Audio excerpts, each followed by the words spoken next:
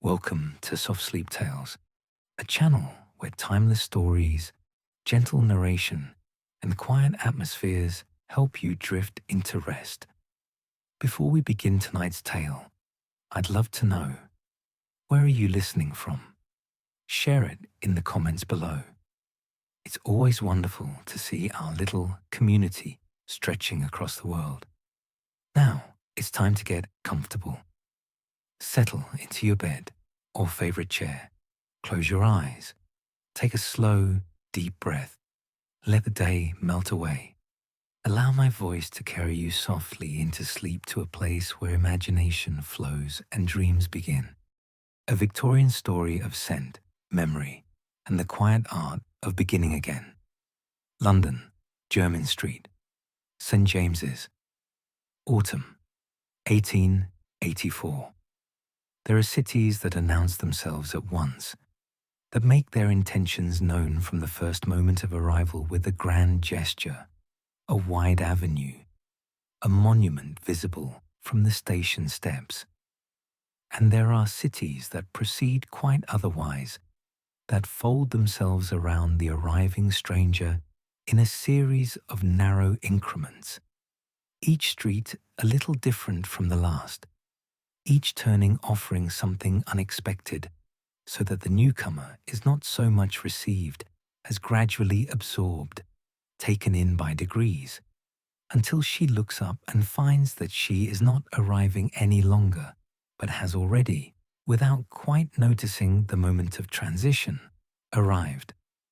London, on the 14th of October, 1884, was emphatically the second kind of city, and Miss Eleanor Ashworth, who went by Nell, had always gone by Nell, who would have found the full name somewhat alarming in ordinary usage, like a name called out in the dark, was being absorbed into it at this very moment, her travelling bag in one hand and a piece of paper in the other, moving southward and eastward from the great vaulted cavern of Paddington station through streets that narrowed and narrowed again in the particular, unpredictable way of London streets, which were not designed so much as accumulated, laid down over centuries by the combined insistence of 10,000 different purposes.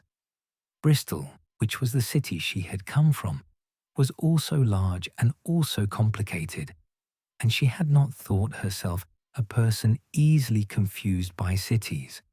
But Bristol was the city of her 22 years, the city whose streets she knew by feel rather than by thought, whose particular smells and sounds were so deeply familiar that they had ceased to be things she noticed and had become simply the background of existence. London was different. London required attention.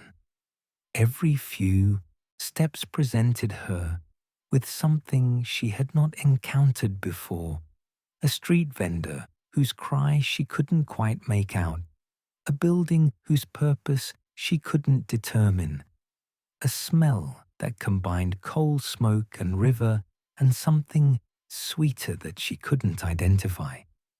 And she found herself moving more slowly than she'd intended, her head turning at intervals like someone trying to read a book in a language she almost, but doesn't quite speak. She had memorized the route from a map studied in Bristol, in the small room above her father's surgery, where she had spent the last month preparing for this departure, reading everything she could find about perfumery, and about Jermyn Street, and about the woman whose advertisement she had answered, which had been brief to the point of austerity. Assistant required for established perfumer. Jermyn Street, St. James's. Experience in botany or chemistry. Desirable, but not essential. What is essential will be apparent upon meeting. Apply in writing to I. Fontaine, number 14. The letter Nell had written in response had been, she felt, the most honest letter she had ever composed, which was to say that it had been rewritten 4 times and was still imperfect, but had at least stopped pretending to certainties she didn't possess. She had said, "I have no experience in perfumery. I have some knowledge of botany from my father's library, which was a doctor's library, and therefore weighted toward the medicinal. But I have always found the natural world legible in a way that purely human constructions are not. I notice things. I am told this is my most consistent quality, though I cannot say whether it has been reported as a compliment or an observation. I would like the work if it would have me." The reply, which had come 2 weeks later in a small, precise hand on cream paper that itself carried the faintest trace of something warm and complex, had said simply, "Come on the 14th. She turned into Jermyn Street at 3:30 in the afternoon, and the street received her as it received everyone, with a calm, slightly aloof attention, the attention of a place that has been here for a considerable time and intends to remain, and that has learned, through long experience, to reserve judgment. It was narrow and quiet and entirely itself. The buildings on either side were Georgian, faced in stone that had taken on the particular colour that London stone acquires over decades of coal smoke and weather, a colour that was neither grey nor brown, but something between the two, warm and settled, and completely honest about its age. The shop fronts were small and definite. A tailor here, a shirt maker there, a wine merchant, a bootmaker, all of them behind glass that caught the gas lamplight and threw it back in amber. And there, at number 14, its brass plate visible from 3 doors away, the lettering worn but legible. I, Fontaine, Perfumer, EST, 1851. She stood in front of it for a long moment. The window held 3 glass bottles, each a different shape, each catching the light in a slightly different way. One amber, one pale green, one the particular deep blue of late evening.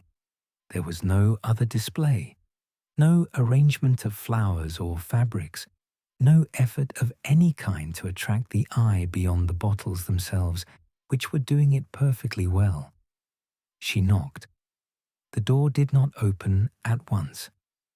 There was a pause of perhaps 30 seconds, long enough to make Nell wonder whether she had knocked too softly, which was a possibility, as she had knocked with the particular diffidence of someone who is not entirely certain she has the right to be knocking at all. And then it opened, not quickly, but in a measured, deliberate way, as if doors in this establishment operated on their own schedule and were not to be hurried.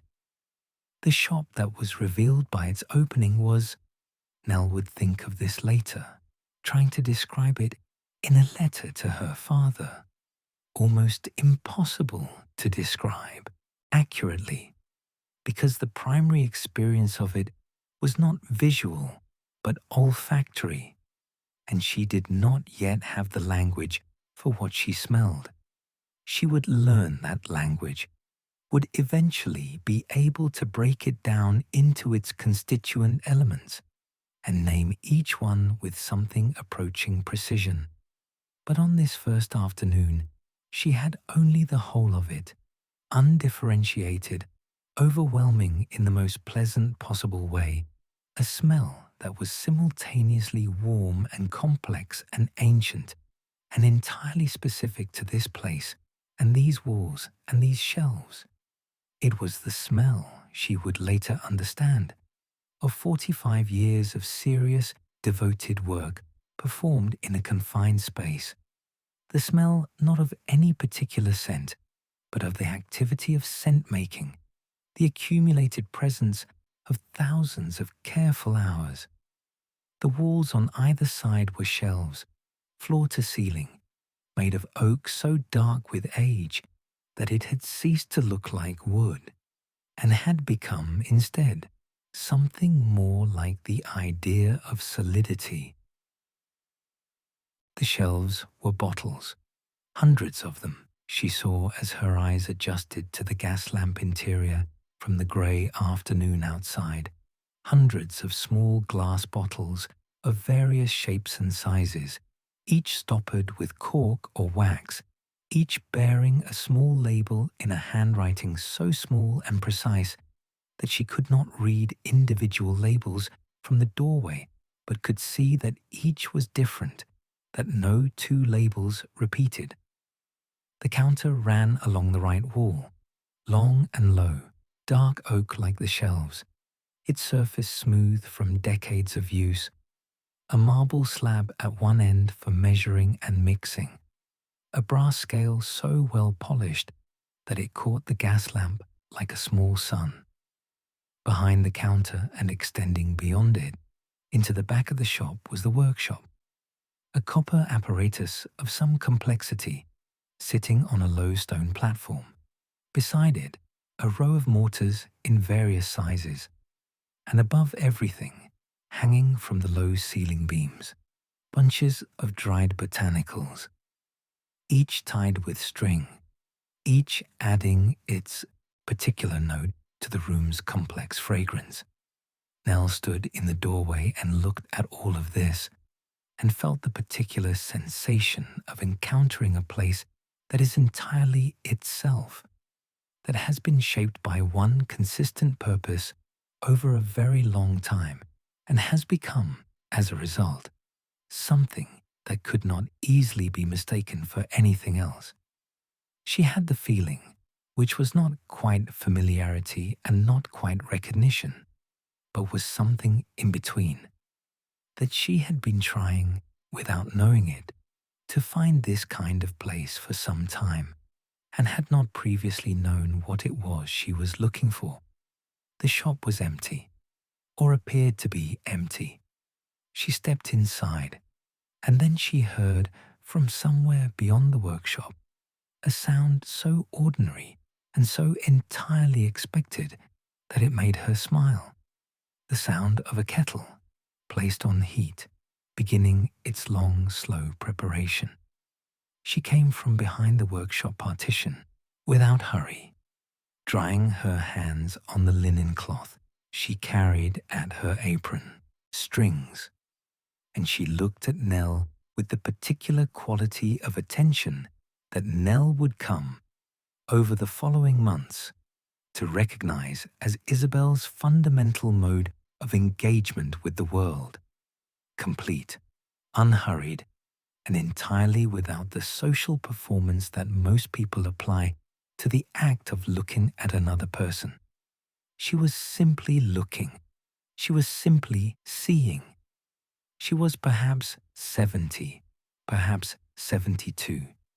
Her age was the kind that resisted easy guessing, because her face had arrived at a place where further change seemed unlikely, not through the stiffening of extreme age, but through the completion of a long process of becoming entirely herself, so that what you saw was not so much a woman of a particular number of years as a woman who had finished the work of being formed and was now simply present in the result. Her white hair was in a low chignon, with the slight informality of hair arranged early in the morning and not subsequently attended to. Her eyes were very dark and very clear, with the quality of eyes that have spent a very long time looking at small precise things and have developed, as a consequence, a particular acuity. Her hands, which she had just dried but which retained a faint stain at the fingertips and under the nails of rose and amber, were the hands of someone whose work has left its mark. She looked at Nell for a long moment. Nell stood still and let herself be looked at, which was not her natural inclination. but which seemed, in this particular room, under this particular gaze, to be the correct response. Then Isabel looked down, briefly, at Nell's hands, specifically at Nell's right hand, which held the travelling bag, and at Nell's left hand, which held her pocket notebook, which she had taken out at some point during the walk from Paddington, without quite noticing she'd done so. "You write things down," Isabel said. Her accent was French, present but not heavy, the accent of someone who has spoken English for 40 years and who uses both languages with equal precision. It was not a question. It was the first note of an assessment. "Yes," Nell said. "I find it helps." "Helps what?" Nell considered this. "Noticing things," she said. "If I write something down, I notice it more completely than if I only look at it." Isabel was quiet for a moment. Then she moved toward the counter, and as she passed the nearest shelf, she reached out and picked up a bottle, turned it in her hand. And here was the thing that Nell would not understand for months, that she would recall and re-examine many times before the context gave it its full meaning. Isabel held the bottle at arm's length, tilted her head, read the label with great attention, and then set it back on the shelf. She did not uncork it. She did not bring it to her nose. She simply read the label and nodded once to herself, as if confirming something she already knew. "Come and see the workshop," she said. She was left alone with the shelves for the first time on the morning of her second day. Isabel, having gone to receive a delivery at the back entrance, and instructed her with the economy of direction that was already establishing itself as characteristic, to acquaint herself with the stock. This instruction might, in another context, have meant counting or cataloguing. In this context, Nell understood it meant exactly what it said: to become acquainted, in the way that one becomes acquainted with a person by paying the kind of attention that has no predetermined agenda. She began at the left wall, at the lowest shelf, and moved systematically upward and to the right, reading labels. The labels were small, written in what she had already identified as Isabel's hand, a hand of great precision and characteristic slight, leftward lean, the hand of someone for whom writing was a tool rather than a performance. Each label bore a name and a date. The names were not categories or descriptors in the botanical or chemical sense. They were not Rose Absolute or Neroli or Vetiver. They were something else entirely. They were moments. A foggy morning on the embankment, November 1871. Mrs. Calloway's drawing room, Christmas 1866. The smell of new books, Charing Cross, 1878. Rain on the Covent Garden roof, summer 1859. A garden in Somerset, late July, no year. Old wood and beeswax, the chapel and here the label was too small for Nell to read the final word. St. James's Park at dawn, October 1880. A gentleman's tobacco, Savile Row, 1873. She stood in front of the shelves for a very long time, reading names. The names accumulated in her mind with a particular weight of things that are both specific and universal, each name pointing toward an experience that had happened to someone in a particular place at a particular moment, and yet each experience belonging to the category of things that almost anyone might have encountered, that were instantly legible in the way that only the most fundamental human experiences are legible precisely because they had been so exactly named. She found, at the end of the top shelf on the left wall, a section of bottles that were distinguishable from the others by their slight discoloration, the glass more yellowed, the stoppers slightly shrunken, the labels more fragile, and the handwriting on them younger, less certain, still finding its way. These were the oldest, the earliest date she could make out, squinting at a label whose ink had faded almost to invisibility, was 1841. She was holding in her field of vision a bottle containing something that had been made 43 years ago in this room, or one very like it, by hands that were now old and stained with the work of those 43 years. The thought had a particular quality that she struggled to name. It was not sadness, not awe, not quite wonder. It was something more like recognition. She heard Isabel's step on the floorboards and turned. "You read all of them," Isabel said, looking at her. "As many as I could," Nell said. "The dates on the oldest ones are hard to make out." "They go back to 1839, Isabel said.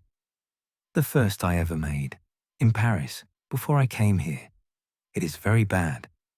I keep it to remember how bad the beginning was. It helps."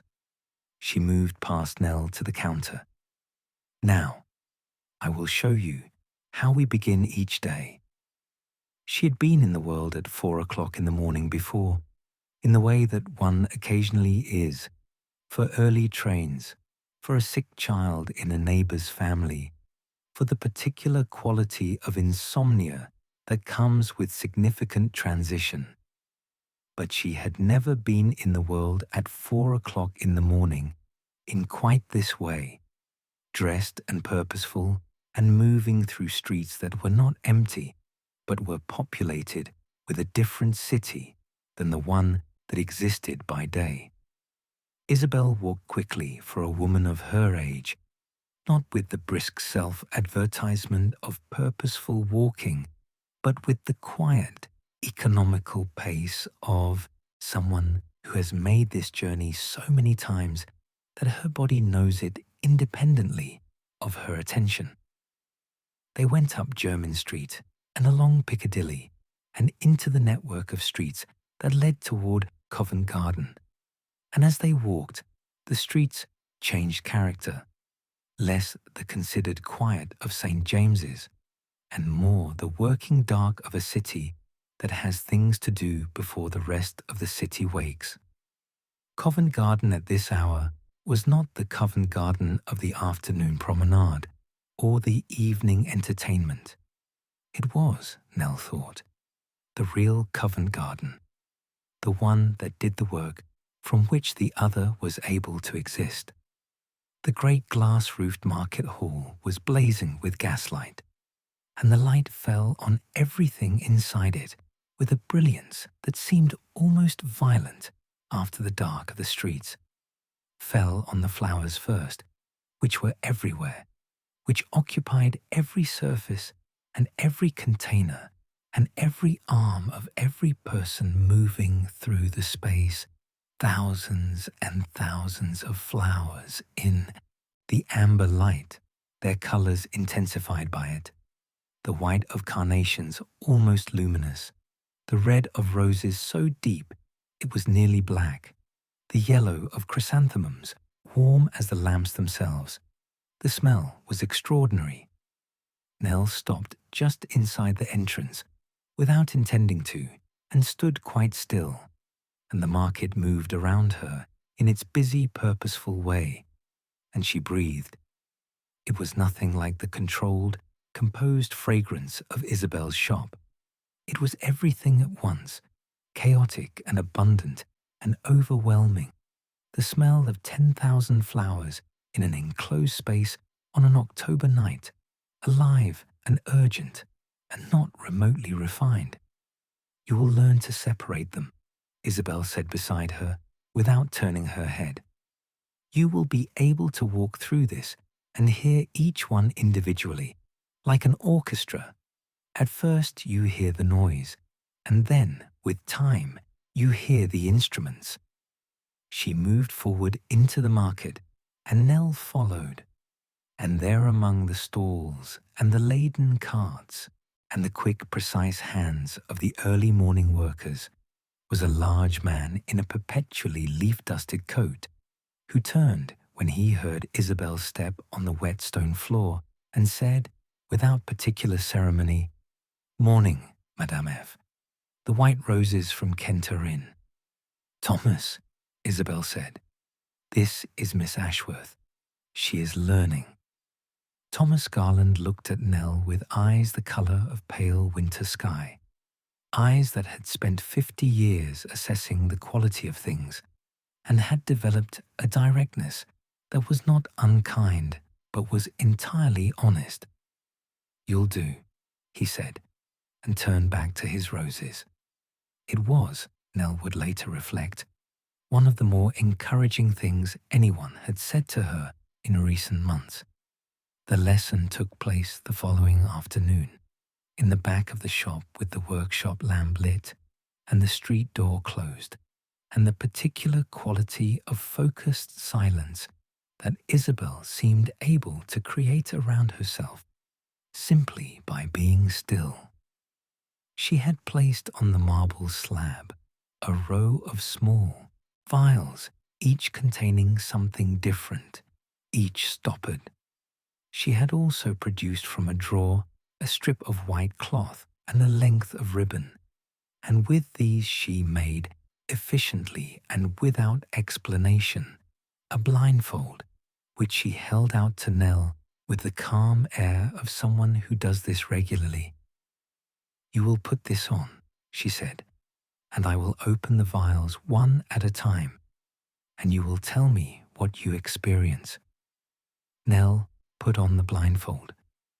In the darkness of it, she became suddenly and completely aware of the room's fragrance, which was, deprived of vision, much more present than it had been a moment ago.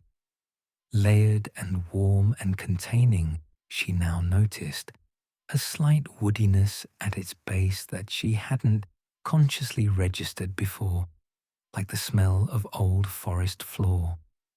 The first vial was opened. Something came to her that was sharp and green and slightly bitter at its edges, with a quality that made her think involuntarily of the colour that exists between yellow and green, the colour of new growth, of things that are not yet what they will become. "It is yellowish green," she said, "not a warm yellow, a cool one, like early spring before it has committed to anything." There was a pause. She could not see Isabel's face, but she could hear, in the quality of the silence, something that might have been attention intensifying. "Again," Isabel said. "The second vial. Something older, warmer, with a depth that made her think of amber brown, of rooms that had been lived in for a long time, of wood panelling in afternoon light. This is darker," she said. "Much darker.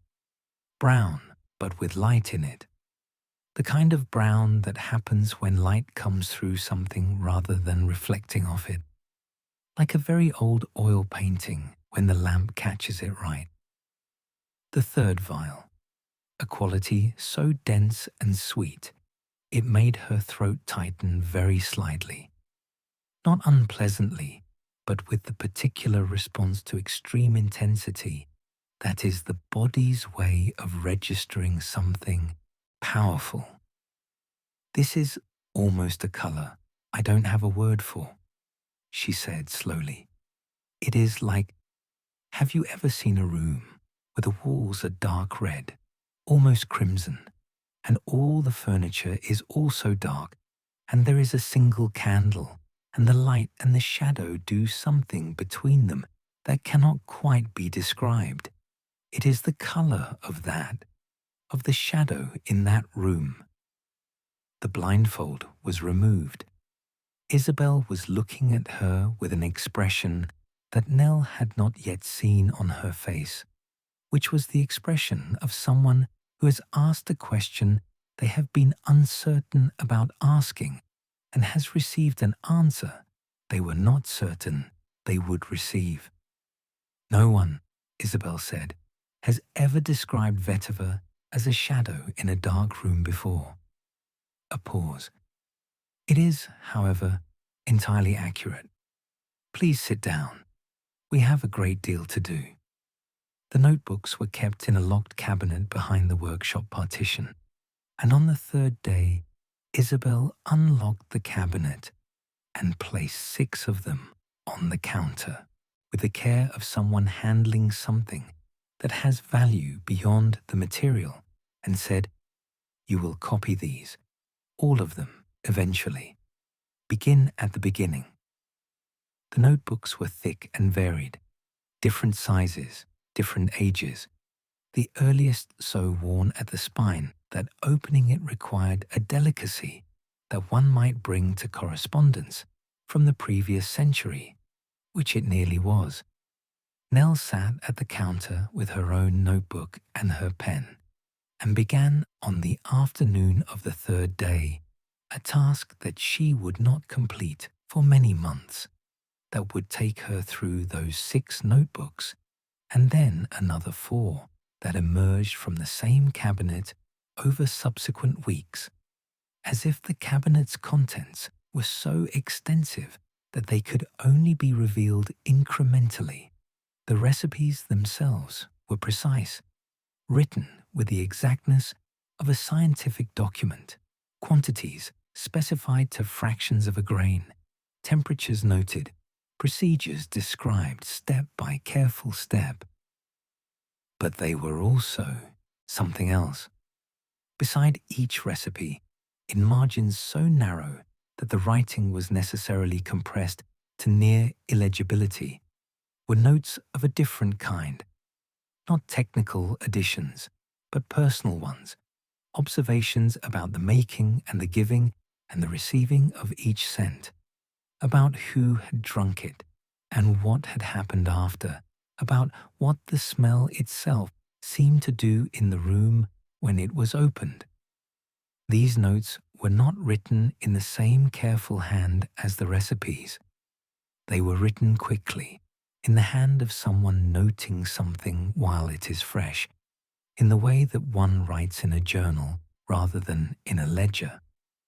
Nell copied both, the recipe and the marginal note, everything faithful and complete.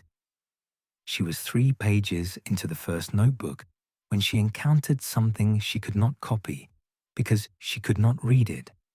A cluster of symbols in the upper margin of a recipe, small and precise, made up of what appeared to be botanical illustrations. A flower here, a leaf there, small geometric marks between them, arranged in a sequence that was clearly intentional but that she could not interpret. She looked at it for a long time. Then she copied it as exactly as she could into her own notebook, faithfully reproducing every detail of the arrangement. And she turned the page and continued copying, and did not ask Isabel about it, not because she had decided not to ask, but because the copying of the next pages required her complete attention. And by the time she looked up, the afternoon had gone, and the gas lamps needed lighting, and Isabel was in the front of the shop with a customer. Later, much later, she would understand what the symbols were. But even on this first day, with only the faintest apprehension of their significance, she felt them settle into her attention with the particular weight of things that have been waiting, in their patient way, to be found. It was Isabel herself who sent her. On the 5th afternoon, at 3 o'clock, when the EKA copying had been going on for 2 hours, and the light outside had begun to do the particular thing it does in London in October, which is to gather itself into a warmth that is briefer and more golden than the warmth of any other season. Isabel came from the back of the shop and stood beside the counter and looked at Nell for a moment and said, "St. James's Park, the lake, 30 minutes."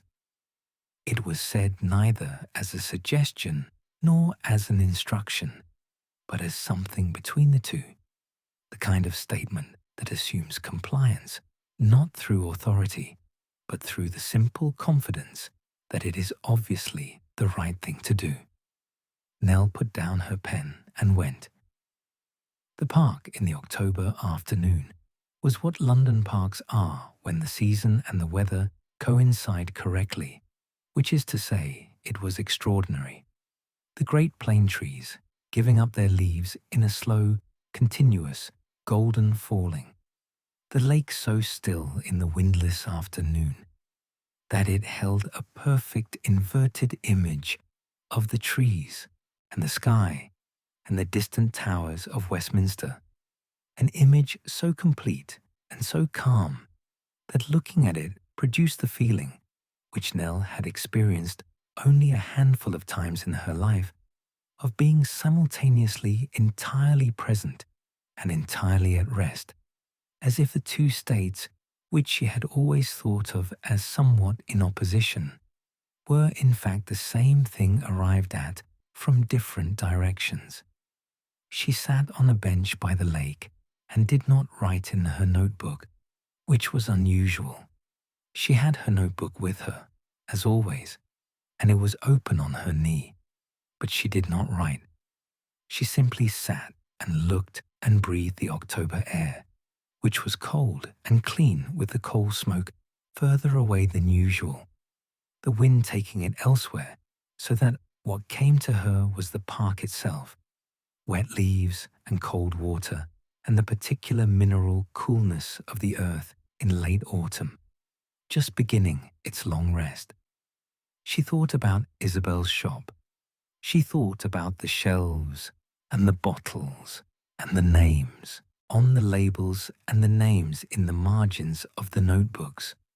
She thought about what it would mean to make something so specific and so exact that the person who received it would feel in receiving it that they had been seen, not in a general way, not as a member of a category, but specifically, personally, as themselves. She thought, that is what the shop is doing. That is what all the precision is for. A pelican moved past on the lake with the unhurried authority of a creature that has been resident in this park since before any living Londoner was born, and Nell watched it and thought, 30 minutes, the exact right amount of time. She appeared on the 6th morning at 10 o'clock at the door that connected the back of Isabel's shop to the covered passageway that ran between numbers 14 and 16, a door that Nell had not previously known existed and that opened, apparently, whenever Mrs. Holt felt the occasion warranted it, which on this morning it apparently did. She was perhaps 60, with the compact, purposeful build of someone who has been getting things done all their life and sees no particular reason to stop. She was immaculately turned out, not fashionably, precisely, but with a particular kind of care that spoke of high standards applied consistently over a long period. Every button present, every seam exact, hair arranged with the calm confidence of a woman who has been arranging it the same way for 30 years and is satisfied with the result. She was wearing, Nell noticed, gloves of exceptional quality, which made sense for a woman who sold gloves, but which also conveyed somehow an entire philosophy. She looked at Nell with the frank, measuring attention that Nell was beginning to recognize as standard practice on Jermyn Street, where, she was coming to understand, everyone knew their own standards and applied them to arrivals as a matter of course, without particular hostility, but without apology. Then Mrs. Holt turned to Isabel, who had come from the workshop and was standing at the counter with her arms folded in the way she stood when she was comfortable. "Is she suitable?" Mrs. Holt said, in the direct manner of someone who has known Isabel long enough to dispense with most forms of indirection. "Possibly," Isabel said, which was, Nell was coming to understand, a very positive response from Isabel. "Bristol, I think," Mrs. Holt said, turning back to Nell. "The vowels. My husband was from Somerset." "Bristol, yes," Nell said. "Long way to come for a position." It was said without either criticism or particular warmth, simply as an observation about facts. "It seemed like the right position," Nell said. Mrs. Holt looked at her for another moment, then turned back to Isabel.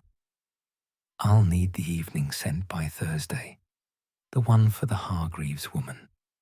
She glanced at Nell. "Don't let her keep you in the workshop all day. The front of the shop matters." And she went back through the connecting door which closed behind her with the quiet authority of a door that has always known its own importance. "She has been next door for 30 years, Isabel said, as if this explained everything. And in a way, Nell reflected, it did. "You will make something today," Isabel said on the 7th morning, and the words had the quality of a pronouncement rather than a suggestion, the quality of something that has been decided and is now being communicated. "I will not tell you what to make. I will tell you that you should use no more than 5 materials and that you should decide what you are trying to say before you choose your materials, and not the other way around. What do you want it to express?" Nell thought about this for several minutes, standing at the marble slab with the bottles of raw materials arranged before her in the order in which she had been learning them. She had been in the shop for 7 days. She had learned, imperfectly but genuinely, something about the vocabulary available to her. She thought about what she wanted to say. "Something about this street," she said finally, "on an October morning, early before most people are here. The light that comes sideways along the street and hits the buildings, the cold and the quality of the air just before the city fully wakes." She paused. "The colour of it would be the grey that has gold in it, not yellow gold, the gold that is almost grey." "Good," Isabel said. "Now find the materials that say those things." She worked for 2 hours. She opened bottles and held them to her nose and thought about the colours they suggested to her. The system that had begun in the Blindfold Lesson was still active, still her primary language for this work. The translation of scent into colour and back again being the method her particular mind had found for navigating a landscape without a map. She rejected 6 materials before committing to the 5, and she mixed them with more care than confidence, and she let the result settle for 20 minutes, and she opened it and smelled it and thought, not right, close, but not right. The gold-grey light was there, but the cold was missing. She said this to Isabel.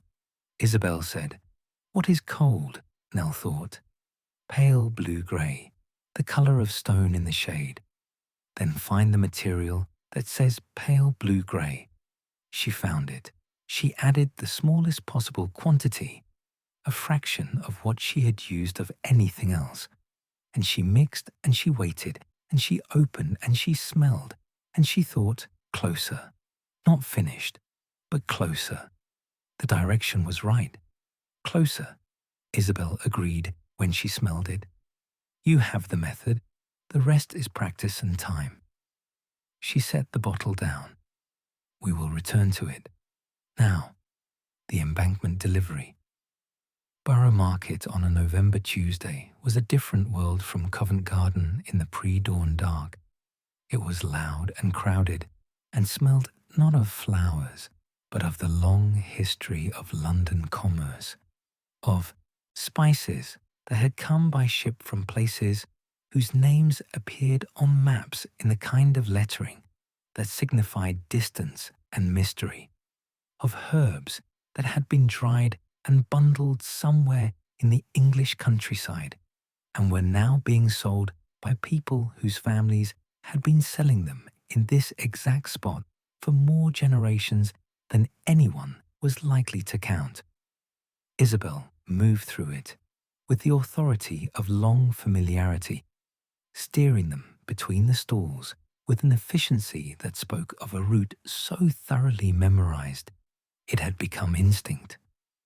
She stopped at 3 stalls in particular and greeted the proprietors with the specific warmth she reserved for people she had been doing business with for decades, a warmth that was not effusive but was entirely genuine, the warmth of relationships that had been tested by time and found reliable. At the second stall, a narrow space presided over by a small man with an enormous grey moustache and a facility for producing unusual items from beneath his counter as though from thin air. Isabel received a parcel wrapped in brown paper and tied with string, which she transferred to her bag without opening and which filled the immediate vicinity with a smell so unexpected and so vivid that Nell stopped walking. "What is that?" she said. "Ambergris," Isabel said. "From a ship that came in last week. He keeps it for me." She continued walking. "You will smell it properly in the workshop. It smells like—" Nell searched for the color. "Like the sea, but not the surface of the sea. Like something that has been in the sea for a very long time and has come back changed. Dark grey-green with silver in it." Isabel turned and looked at her. "Yes," she said. "That is almost exactly right."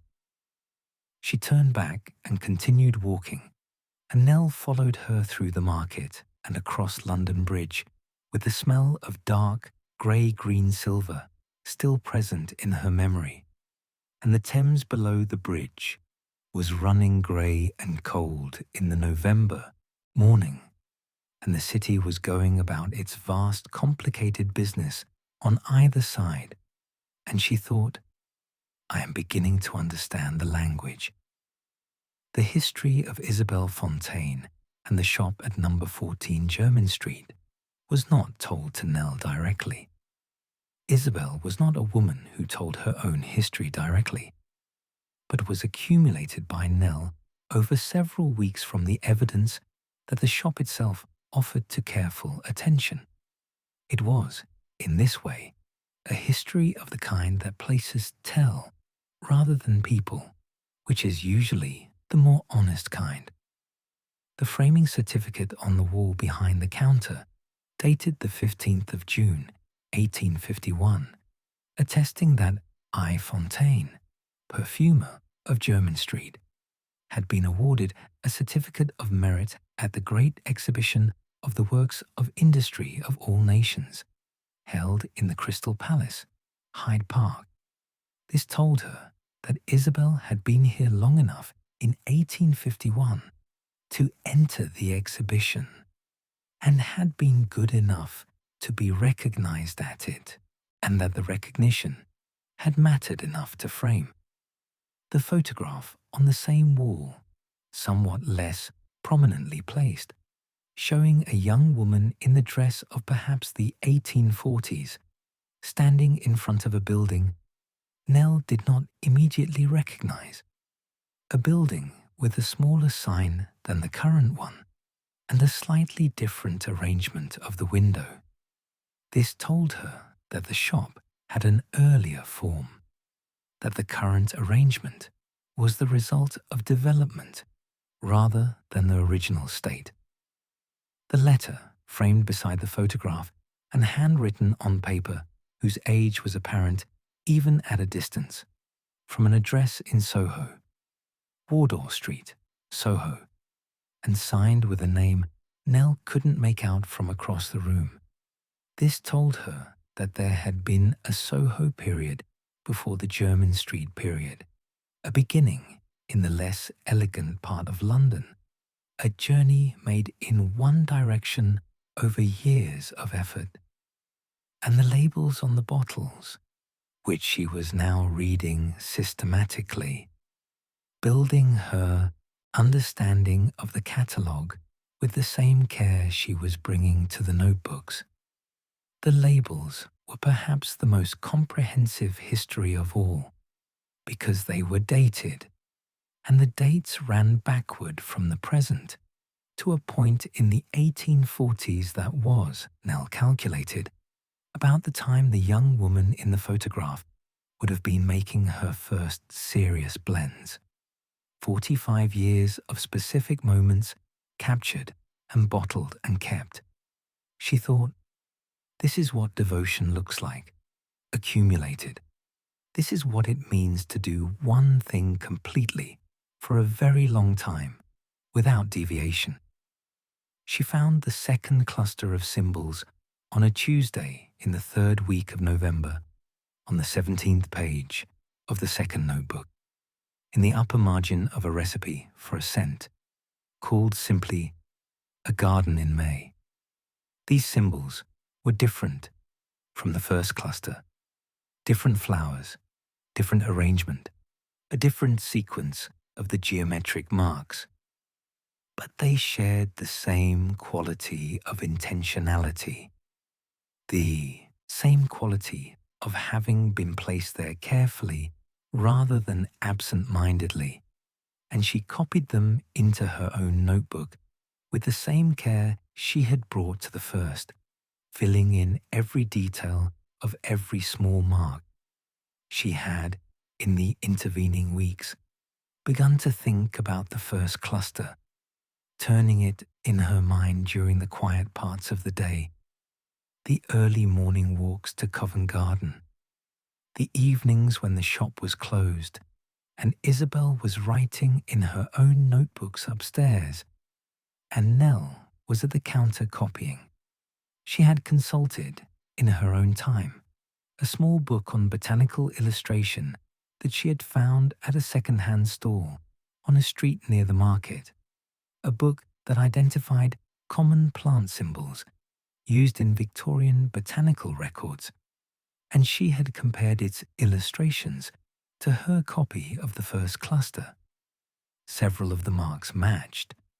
She was fairly certain she was looking at a stylized violet and what might be a sprig of rosemary, and something that could be a pressed rose, but the geometric marks between them remained opaque. Victorian flower language, she knew, in the general way that any educated young woman of the period knew it. The language of flowers that had been fashionable for decades, by which bouquets and arrangements could carry meanings to those who knew how to read them, by which a violet meant faithfulness, and rosemary meant remembrance, and a rose meant, well, a rose meant several things, depending on its colour and condition and context. She looked at her copy of the first cluster. Violet, faithfulness, rosemary, remembrance, rose. But what kind of rose? What colour? She would need to look more carefully. She would need more of the notebook pages. She would need, she thought, to find all of them first, before she tried to read any of them, because it seemed likely that they constituted a sequence rather than a series of isolated messages, and that reading them out of order would be as misleading as reading a letter beginning in the middle. She turned to the next recipe and copied on, faithful and exact, and the symbols went into her notebook and waited there, as they had been waiting in Isabel's margins for the years since they were placed, patient and entire, and ready for the moment when someone would have all the pieces in hand. The Chelsea Physic Garden in November was not the garden of high summer. It was not the garden of the botanist's prints or the naturalist's watercolors, those images of abundance and flourishing. But it was, Nell thought, on the afternoon she first entered it, quite possibly more itself in this season than in any other. The beds were cut back, and the great trees stood in their bare winter authority, and the paths between the beds were clear and exact, and the walls that enclosed the whole garden on its four sides, old brick walls, high and warm in colour, held the space with a quality of containment that was intensely felt in the absence of the summer's overflow of growth. The smell was the first thing, always, even in November, even with so much at rest. The garden had a smell that was distinct from everywhere outside its walls. It was earthy and cold and slightly medicinal, the smell of plants that grow for purposes, for uses, that have not grown decoratively for 3 centuries, and whose entire character has been shaped by their function. Isabel knew the garden with the familiarity of someone who has been visiting for decades, which she had been. She moved between the beds, naming things as she passed, not for instruction exactly, but in the way that one names things in a beloved place, as a form of greeting. Nell walked behind her and listened, and when something was named, she noted it in her pocket notebook with a brief notation of its smell, and by the time they reached the far wall, she had added 27 entries to a list that was beginning to feel less like a vocabulary exercise and more like a map. "Everything in my shop," Isabel said, pausing in front of a low grey-green plant that Nell's nose had already identified as something cool and medicinal, "comes from somewhere like this. Not necessarily from here. Some things from much further away, some from much closer. But everything has a source, a specific plant in a specific ground. I always think it is useful to know this. It changes how you understand what you are doing. When you know that every bottle in the shop contains something that grew somewhere, that was tended by someone, that was harvested at a particular moment." She looked at the plant. "Lavender," she said, not as information, but as greeting. "From Provence. I grew up near the fields." "You're from Provence," Nell said. She had known Isabel was French, but had not known from where. "I grew up near Grasse," Isabel said. "The center of it. Everything I know begins there." She turned and continued walking. "But this is where I live." She wrote to her father on a Sunday evening in the small room at the back of the upper floor that Isabel had given her, a room that looked onto the courtyard behind the building and was accordingly quiet in the way of London rooms that face away from streets, a quiet that was not silence, but was the city at one remove, softer and more manageable. Her father's most recent letter, which had arrived the previous week, was full of the things his letters were always full of: the patience, the weather, the garden, his particular concern about the garden's response to the autumn, his neighbour's dog, the state of the pavements on the street near his surgery, These were the subjects of the life she had grown up inside, the subjects of a life that was comfortable and particular and entirely good, and reading them, she felt the specific quality of homesickness that is not quite longing to return, but is rather the desire to have the place one loves and the place one currently is be somehow less distinct from each other than they are. She began her letter. Dear Father, I am now in my 6th week at the shop, and I think I am beginning to understand what I'm supposed to be doing here, which is to say, I understand more than I did, but less than I will need to. She crossed this out and began again. Dear Father, I am well, and the position is interesting, and I am learning a great deal, which I hope will be reassuring, because I know you are wondering whether this was the right choice.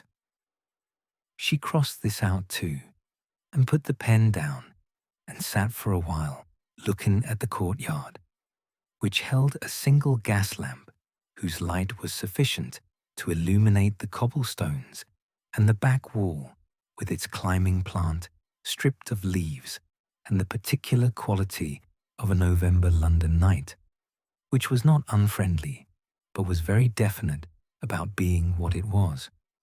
She picked up the pen and wrote, Dear Father, London is very different from Bristol, and Jermyn Street is very different from London generally, and the shop at number 14 is very different from Jermyn Street. And this sequence of differences has led me to a place that I could not have predicted from where I started, which is a place where what I am good at, which is noticing things, as you have always said, turns out to be exactly what is needed. I am being taught by someone who is very good at her work and who teaches entirely by example and by asking the right questions and never by telling, which is, it turns out, the way that the things I am learning here can actually be learned. I am learning to smell, which sounds absurd, but is not. I expect to be here longer than I initially planned. She did not write what she had written in her first attempt. I do not know when I will come home. The fog came in on a Wednesday in the 3rd week of November, and it came in the way that London fogs come in when they mean it, not gradually, but all at once, as if someone had drawn a curtain across the city while the city was looking the other way. At 9 o'clock, the street was visible from the shop window in its ordinary form. The buildings opposite, the gas lamp, the passers-by in their coats and hats, the particular grey of the morning. By 10 o'clock, there was nothing beyond the glass but white. Isabel looked at it with the calm recognition of someone who has seen this many times. We will have no customers today, she said. The street will be empty by noon. This is a good day for the notebooks. It was a very good day for the notebooks. With no deliveries and no arrivals, and the street outside the colour of nothing, the shop became a small, entirely self-contained world, warm and lamplit, and absolutely clear in its contents. And Nell worked at the counter for 4 hours with a focus she had not yet achieved for so long at a stretch. Isabel worked in the workshop, and occasionally the sound of the copper apparatus doing something came through the partition, and the gas lamps hissed their quiet, continuous note. And outside, the white pressed against the glass, and the 2 women worked separately and in parallel with the ease of people who have arrived at comfort with each other's presence without quite noticing the moment of arrival. At 2 o'clock, Isabel came from the workshop with 2 cups of tea. Proper tea, her own blend from the kitchen, nothing to do with the shop. and placed one at Nell's elbow without comment. And Nell wrapped her hands around it and looked up from the notebook and out at the white fog where the street was not visible, and felt with great clarity that she was in the right place on the right afternoon, which was a feeling she had not had in some time, and which was, she thought, worth noticing. "How many notebooks have you done?" Isabel asked, looking at Nell's progress. "Nearly through the third," Nell said. "The fourth has more of the margin notes. They become more frequent from about 1860 onward." A pause. "Copy them carefully." "I always do," Nell said. Isabel picked up her tea. "I know," she said. "I have checked." She returned to the workshop, and the fog continued its white occupation of the world outside, and Nell turned the page and went on.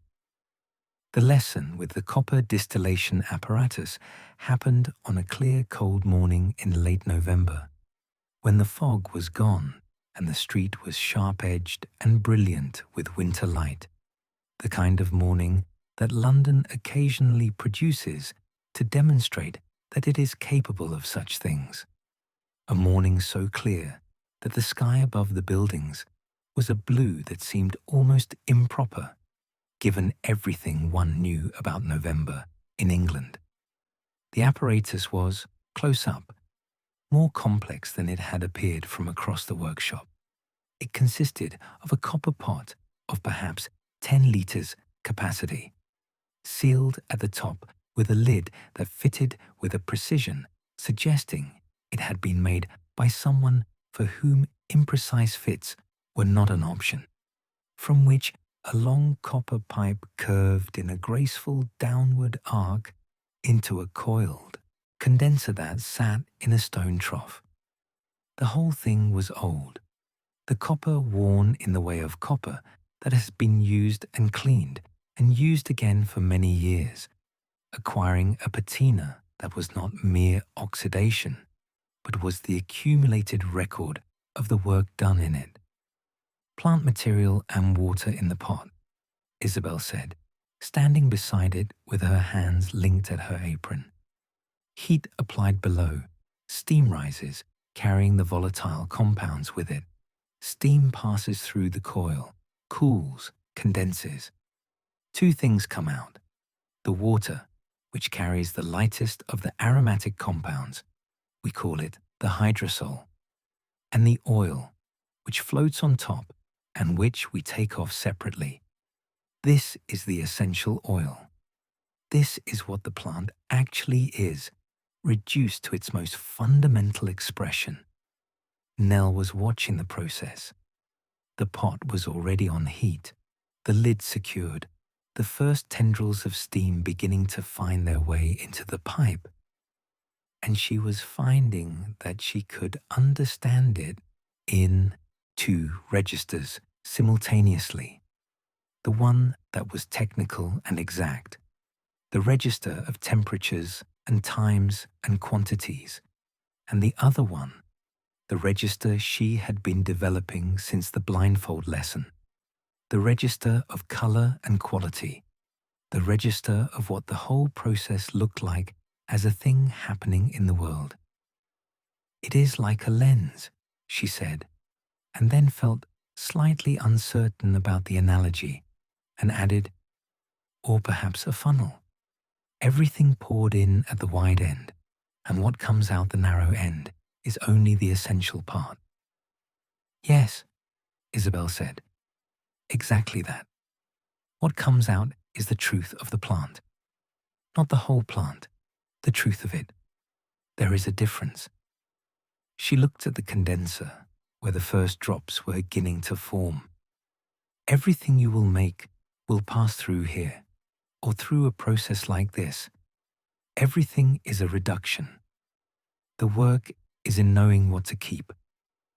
She arrived on a Thursday afternoon in December, on a day when the shop had been quiet, and the winter light through the single window was already at the angle that meant the afternoon was more than half gone, and she arrived in a manner that suggested she was accustomed to spaces conforming to her preferences. She came through the door, assessed the shop with a single practiced glance, and moved toward the counter as if the space between door and counter was simply a formality. She was perhaps 50, expensively dressed in the way of Mayfair rather than the city, wearing a quality of cloth and cut that bespoke the tailor rather than the dressmaker, wearing it with the ease of someone for whom expensive things have been ordinary for long enough to have ceased to be things she thinks about.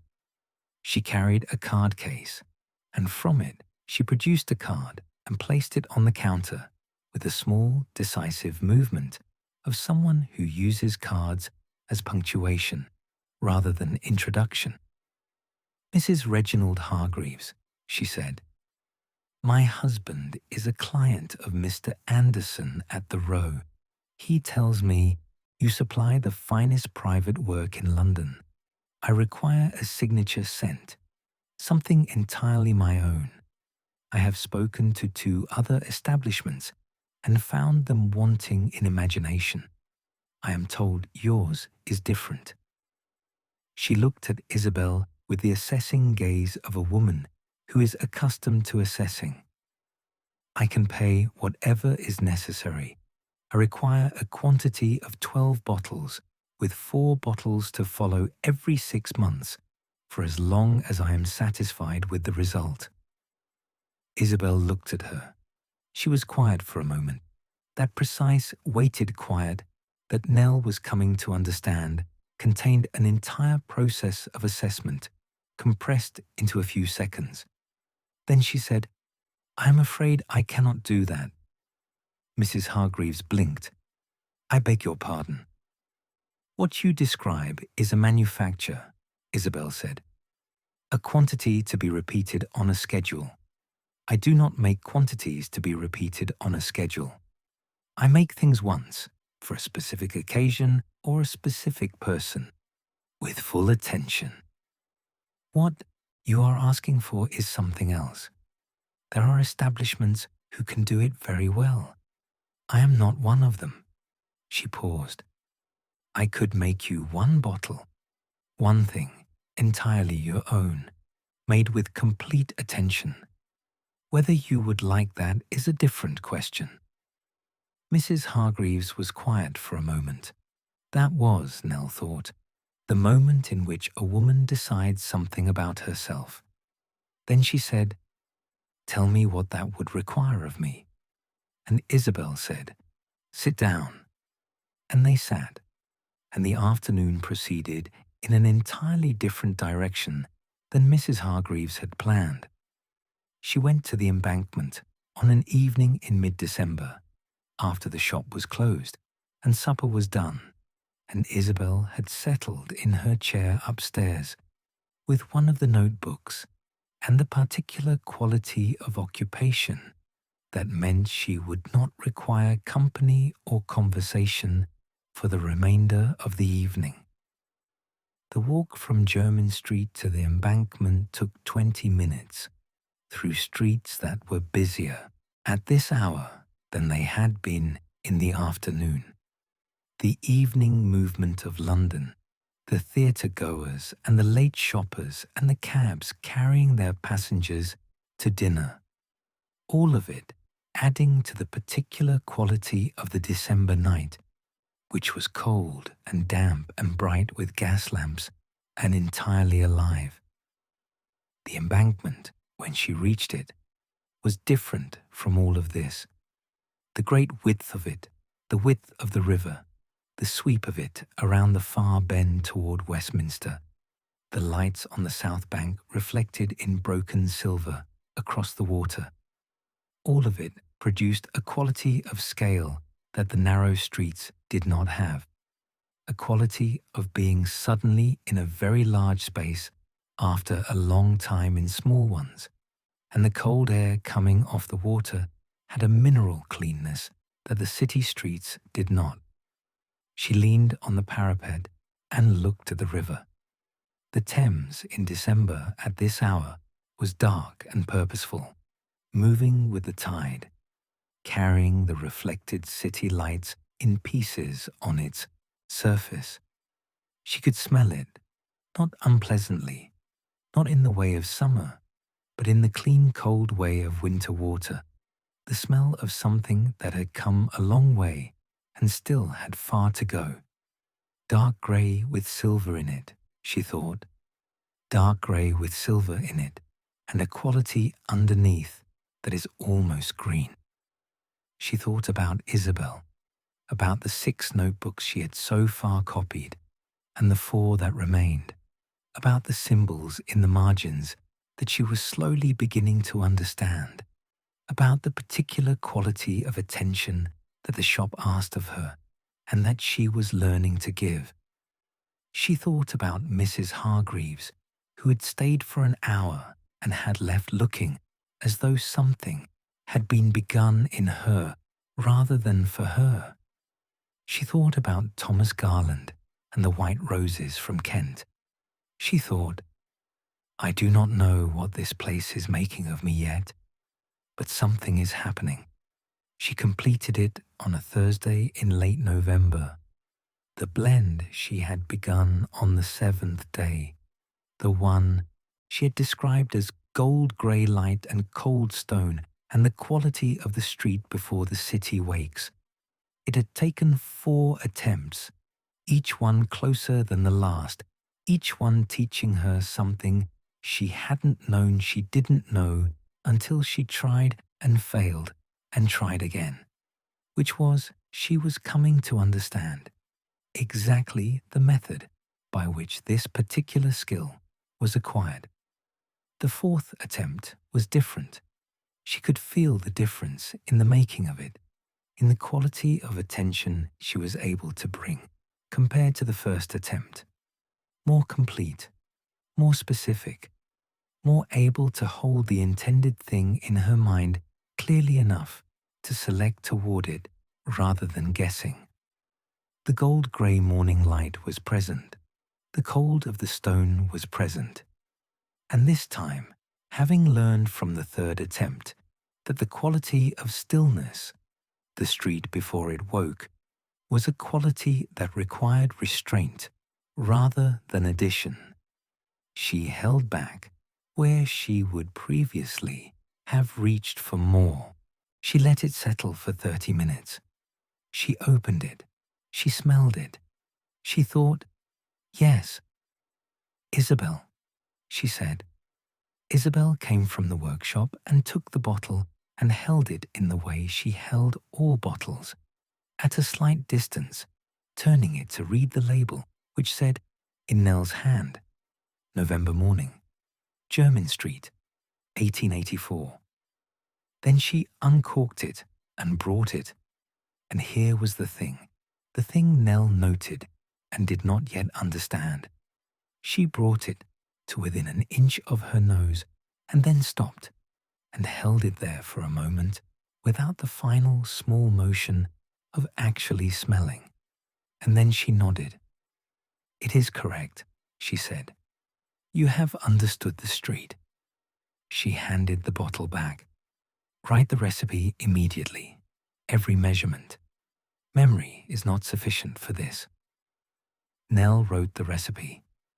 As she wrote, she felt the particular pleasure of something completed, not finished, not done with, but completed in the sense of having arrived at the thing it was trying to be. And beneath this pleasure was something else. The image of Isabel's hand stopping an inch from her nose, and the nod that followed, and the question that the image raised, which was not yet a question she knew how to ask. She had been in the shop for 8 weeks when she saw it clearly enough to be certain, and another 3 days passed after she was certain before she asked, because she was trying to find the words for the question that would be both honest and not unkind, which is frequently a difficult combination to achieve. What she had seen was this. On 3 occasions over the preceding fortnight, she had watched Isabel handle bottles in ways that were inconsistent with someone who was smelling their contents.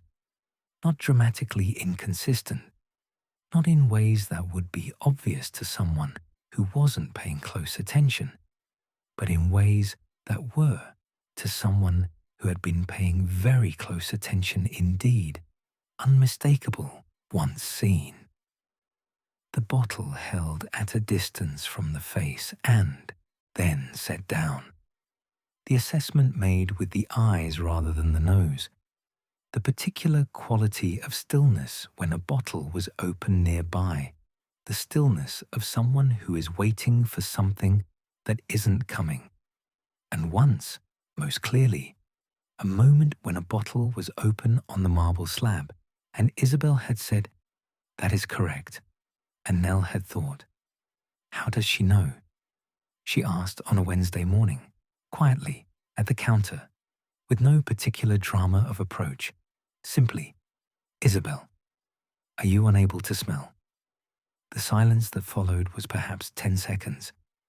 In those 10 seconds, Nell watched Isabel's face undergo a process that was entirely internal and entirely quiet, a process of deciding something, and she waited. Then Isabel said, "For 18 months, she set down the bottle she was holding. It began gradually. Now it is, quite complete." She was quiet again for a moment. "I had hoped it would return. Some do. Mine has not." Nell sat with this. Outside, the December street went about its business with total indifference to what had just been said. A cab passed. Someone's boots were audible on the pavement. "How have you been managing?" Nell said. "Memory. 45 years of it." She touched the edge of a notebook. "I know what everything should smell like. I know the recipes. I know the process. What I cannot do is verify the result." She looked at Nell. "That is why I needed someone with a good nose." "You could have said so in the advertisement," Nell said. "Someone with a good nose and the right kind of mind," Isabel said. "The advertisement told me what I needed to know." She came downstairs the following morning to find Isabel already at the workshop table with the notebook spread before her and her pen in hand, which was her posture of work, and she had placed, at the opposite end of the table, Nell's chair, and on the table in front of the chair a clean notebook of the larger variety, opened. "We will work differently from today," Isabel said, without looking up from her own writing. "I will describe. You will verify. Between us, we will manage everything that needs to be managed." She looked up. "You have been learning quickly. You know the basics of all the raw materials. Your blending is uneven, but your nose is good, and your color method is interesting. It will do." She returned to her writing. "Today we have 3 orders to complete. I will explain each one, what it should say, who it is for. You will make them. I will check the process. You will check the result. And if I'm not sure," Nell said, "ask me. Describe what you are uncertain about. I will answer from memory." Isabel turned a page. "I have 45 years of memory. It is, so far, reliable." Nell sat at her chair and opened the notebook. She wrote at the top of the first page, "December 12th, 1884. New arrangement." She paused, then wrote, "She trusts me. She is right to, I think. I will try to deserve it." She closed the notebook. She went to the raw materials. She looked at them and thought about the first order Isabel had described. For a regular client, a woman who had been coming to the shop for 20 years, who had a particular blend that was hers alone, a blend called simply EAW 1864, which Isabel had made for her every year since. She found the recipe, which Nell had copied in the third notebook, and she read through it, and she looked at the materials, and she thought about the woman she had never met. 20 years of this one particular thing, the particular quality of loyalty that asks the same thing from the same place year after year and trusts that it will be there. She began. The copper still was cold and would take time to heat. She began with what could begin at room temperature, and the work moved forward, and the shop was quiet around her. And outside the December street was going about its bright cold business, and inside the two women were working, and the system was finding its shape. She took Nell to the Burlington Arcade on an afternoon in the week before Christmas, and the arcade in December was a different thing entirely from the arcade in ordinary months. It was itself squared, its characteristic quality of being a very small, very particular world turned up to its most intense pitch by the season, so that the narrow covered lane was so thoroughly decorated and so warmly lit and so full of the sound and smell of Christmas as to constitute a kind of argument for the whole enterprise of Christmas in physical form. They walked it slowly, from the Piccadilly entrance to the Burlington Gardens end and back again, and Isabel looked at the shops they passed with an expression that Nell was learning to read as the particular kind of looking that involves comparison. Comparison not to other places on this visit, but to memory, to how things were, and whether they remain what they were. The looking of someone for whom a place contains its own history. "When I first came to London," Isabel said, and then she stopped, in the way she stopped when she was deciding whether to continue, and Nell waited. "When I first came to London, I had almost no money, and I knew almost no one. I walked through here because someone told me it was beautiful. It was." She looked at a jeweler's window. "I came back every year at Christmas. I still do. It is a habit." They passed a perfumery, one of the larger establishments, gleaming and busy, its windows full of arrangements of French bottles. Isabel slowed. "When I was established," she said, "there was a man who offered me a very great deal of money to make sense for his establishment. He wanted my work to be his work. He would have paid extremely well." She continued walking past the perfumery without stopping. I declined. He was surprised. He said I was foolish. Perhaps. But I am still what I am. And what I made this year I know I made with full attention. And there is nothing here she did not. Gesture at the perfumery, but Nell understood the reference. "That I would have rather been. That is not nothing." She understood it on a Tuesday afternoon in mid-December, sitting at the counter with the 6th notebook and the small reference book she had been consulting, and the accumulation of copies she had made, and the understanding came not as a sudden revelation, but as a series of small pieces falling into place over the course of perhaps half an hour, each one clarifying the previous, each one making the next more inevitable. Victorian flower language, the language of flowers that had been fashionable for decades in England and in France, by which specific plants carried specific meanings, which had been exchanged in bouquets and arrangements and press specimens, and all the forms by which the Victorians conducted emotional communication through the medium of the natural world. She had the reference book, which was imperfect and incomplete, but sufficient. She had her copies of the symbols, 10 clusters now, found across the notebooks from the late 1850s through the 1870s, each one different, each one a sequence of botanical forms and geometric marks. The geometric marks were punctuation, she had decided, not meaning themselves, but the marks between words that indicate how the words relate to each other. The botanical forms were the words.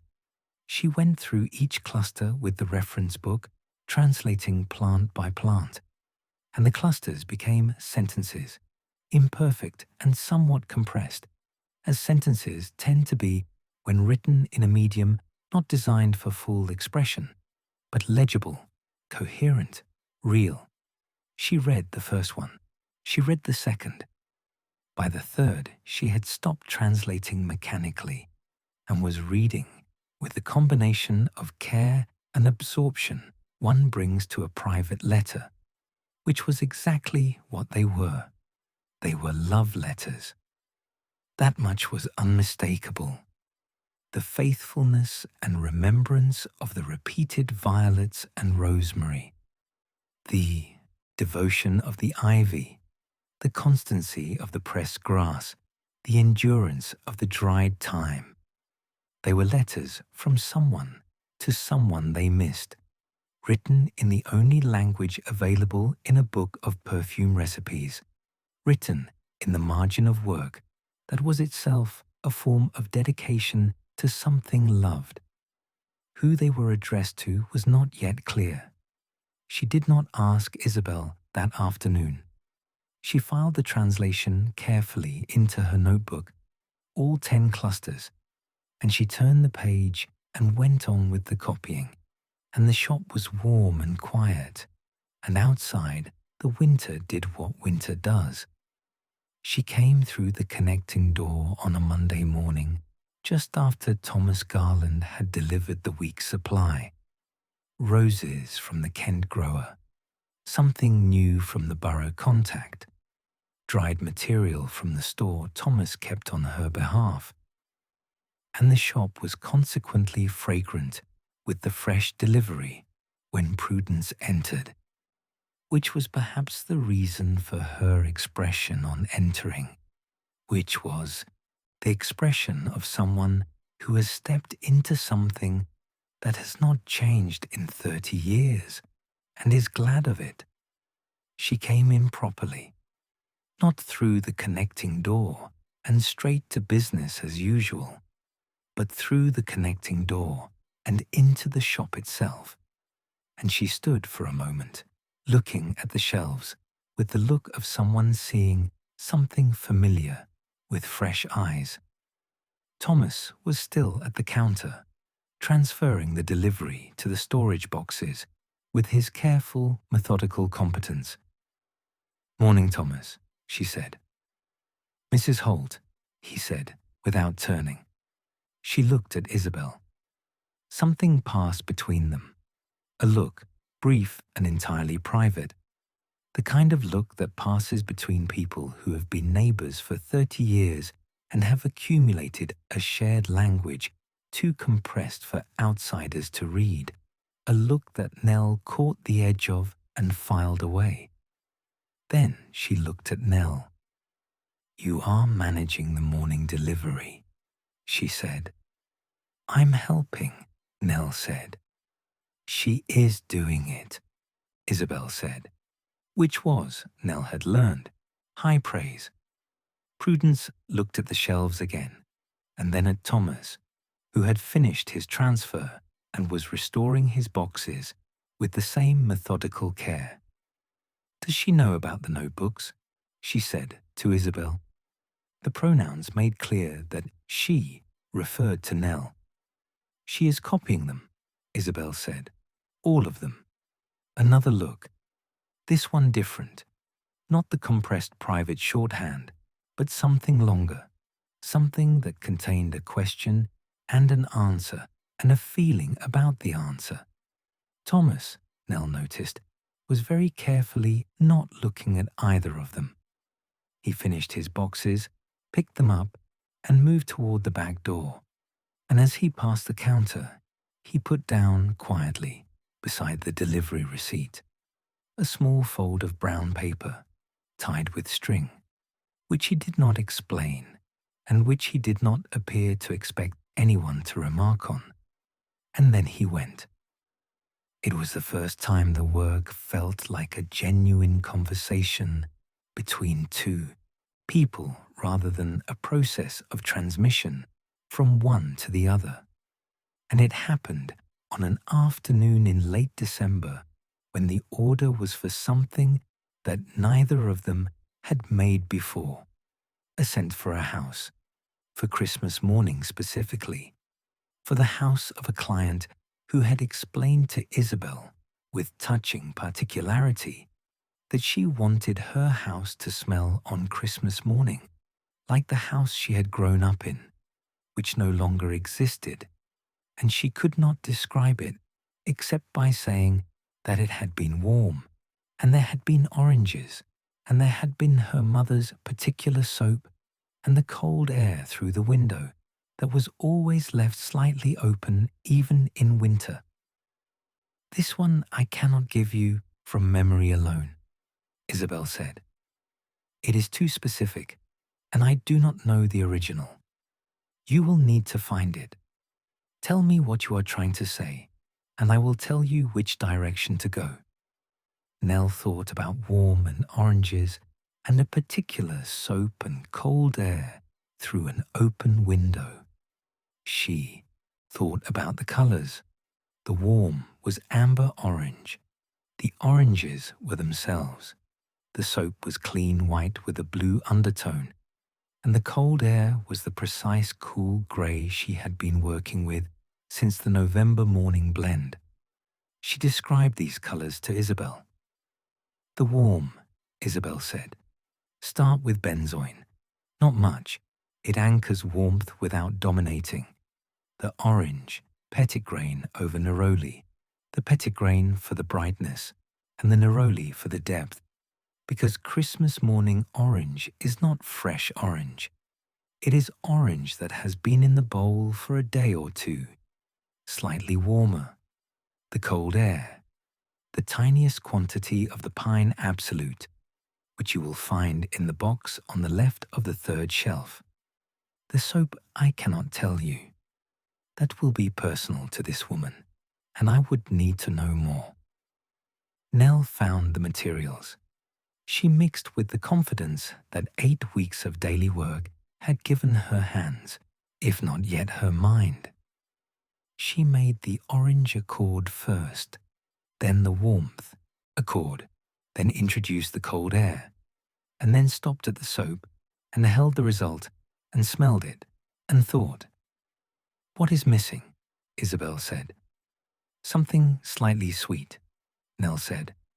Not sweet like sugar, sweet like beeswax maybe, old beeswax, and the faintest smoke from a fire that has been going since early morning. Labdanum, Isabel said immediately. A very small amount, the smallest you can measure. She added it. She waited. She opened it. The warm house came, with its oranges and its cold winter air and something that was not quite a fire and not quite beeswax, but was the memory of both, combined with all the other things into a coherent whole that was not any one of its parts, but was, unmistakably, a Christmas morning.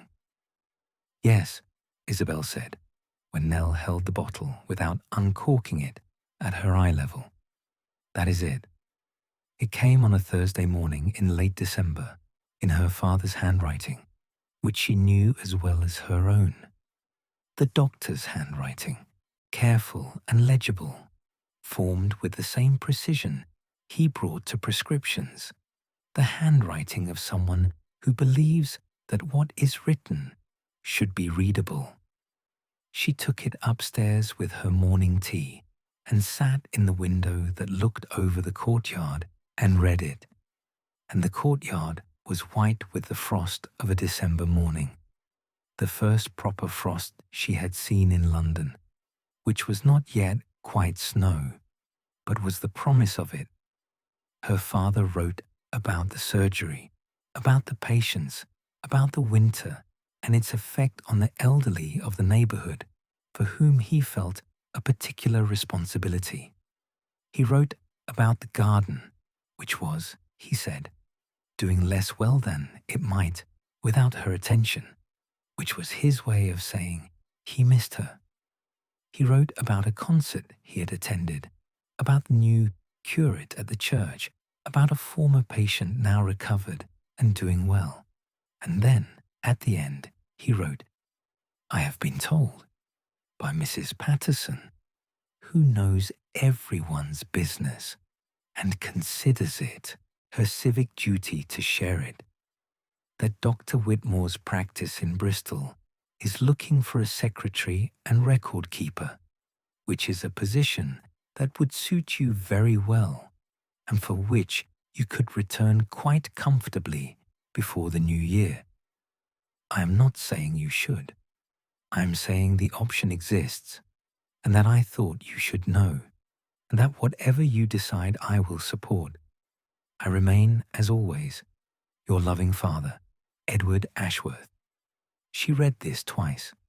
She sat with it for some time, the tea growing cold beside her, the frost on the courtyard not thawing. She thought about Dr. Whitmore's practice, which she knew slightly and which was precisely what her father had described: suitable, comfortable, familiar.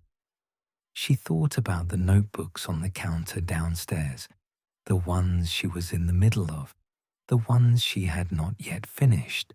She thought about the clusters of symbols in the margins, which she had not yet fully understood.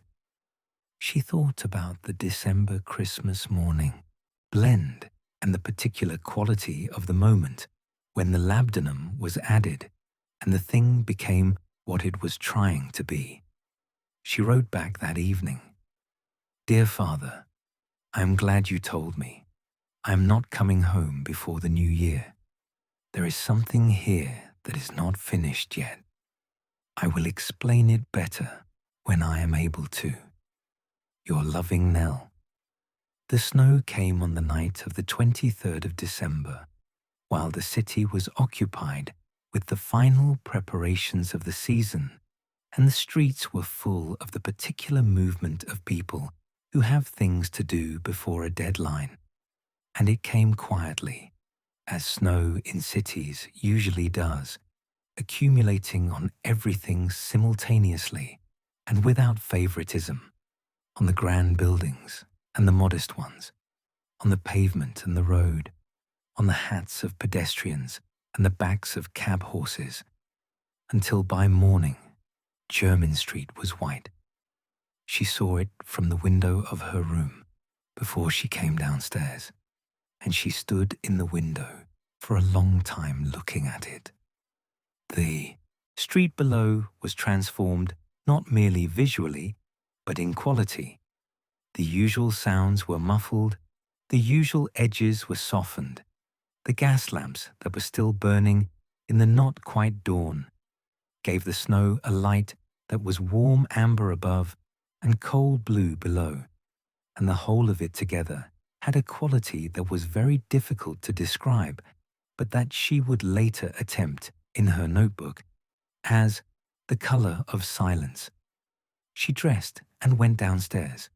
The shop was dark and cold and perfect, the frost on the inside of the window making patterns at its edges, the bottles on the shelves catching what little light there was and giving it back in the way they always did, amplified and warmer. She lit the gas lamps one by one, and the shop came alive around her in the slow amber way it always did, and she stood in it for a moment before going to the range to put the kettle on, and she looked at the shelves and thought, "Here." She went to the front door and opened it. The cold air came in, immediately, clean and sharp and carrying the snow's particular smell, which was the smell of nothing, the smell of an absence of smell, of the city temporarily covered in something that had no history, no manufacture, no complexity, only the pure white freshness of water in its simplest form. The street was empty. One gas lamp burned at the far end. The snow had stopped, but the sky was still thick and low, and the particular dark cream color of a sky that has more snow in it. In the shop behind her, the lamps were warm. In front of her, the white was complete. She stood in the doorway for a long time, neither inside nor outside, simply present at the threshold. She thought, "This is a moment I will try to bottle." And she thought, it would be called something like Evening Becomes Morning, Winter, 1884. And she thought, "I will make it. I will make it as soon as the holiday is over." She told her on the afternoon after Christmas, when the city had the particular quality of the day after a great effort, slightly quieter than usual, slightly slower, the quality of something that has given everything and is now gathering itself. And they were in the shop together, Prudence having arrived through the connecting door with 2 slices of a rich fruit cake, and the manner of someone who has been carrying something for some time and has decided that today is when she will put it down. They sat at the small table near the window, a table not meant for customers, but used occasionally for this kind of afternoon, the kind of afternoon that didn't have a name, but that both of them seemed to understand, had its own requirements, one of which was cake, and one of which was the quality of conversation that moves slowly and arrives where it was going by a route that looks indirect but isn't. Prudence talked about the street first, as she always did. Who had been here in the beginning, and who was gone, and what had changed, and what had stayed the same. The 30 years of it, the way that knowing a street over 30 years gives you a relationship with it that is not quite friendship and not quite love, but is something of both. A knowledge so intimate that the changes hurt in the specific way that things hurt when they happen to something you care about. And then she said, without transition, the way she said things when she had decided. She came from grass, you know. She was 18. She had a very small amount of money and a great deal of knowledge and the absolute conviction. I never saw anything like it, not before and not since, that she was going to do this particular thing in this particular way, and that it would be worth doing. She came to Soho first, of course, did the work for 12 years, moved here the year of the exhibition. She mentioned grass, Nell said, at the Chelsea Garden. She doesn't often. Prudence looked at her cake. She left everything there, or almost everything. There was a husband, a young one. She doesn't speak of it, but I know because I have been next door for 30 years, and some things come through walls. She looked at Nell directly. He was a sailor. He went on a merchant voyage in '57. He didn't come back. She picked up her cake. The point of telling you this is not the sadness of it. The point is that she has been doing the work she was doing before and during and after for 45 years without stopping. The work is what she has. It is what she is. And now you are part of it. She finished the cake. I thought you should understand that. She found it on the last day of December, the final day of the year. on the lowest shelf of the left wall, at the very back of the shelf behind two larger bottles that had apparently been placed in front of it at some point and not moved since. It was very small, smaller than the other bottles, barely 2 inches high. The glass so old it had acquired the slight purple tint that Victorian glass develops over many decades when exposed to light. The label was almost entirely faded. She could make out with difficulty a date that appeared to be 1847, and beneath the date a name so worn that she could only make out the first letter, which was an M. She took the bottle to the counter and held it under the gas lamp. The stopper was old wax, darker than the current wax, and she hesitated before touching it, because the stopper of a thing 40 years old, and this small and this carefully made, was not a stopper to be opened without thought. She held the bottle for a moment and thought, and then she opened it. The smell that came from it was, there was no other word for it, a garden. Not a general garden, not the abstract concept of garden, but a very specific one. The garden of a specific house in a specific season. Late summer, she thought. The late summer of somewhere that was not London, because the quality of it was different from London's gardens, warmer and drier, with something herbal underneath the floral, something that spoke of stony ground and long sun. It was the smell of somewhere she had never been. It was the smell of a place that was entirely particular, that belonged to one person's memory of one actual garden, and it was so exact and so vivid that for the 2 or 3 seconds that she stood there breathing it, she was not in Jermyn Street in December 1884, but somewhere else entirely, somewhere warm and outdoor and entirely real. Then it faded, as things do when they have been bottled for 40 years, and she was back in the shop, and it was December, and the year was ending.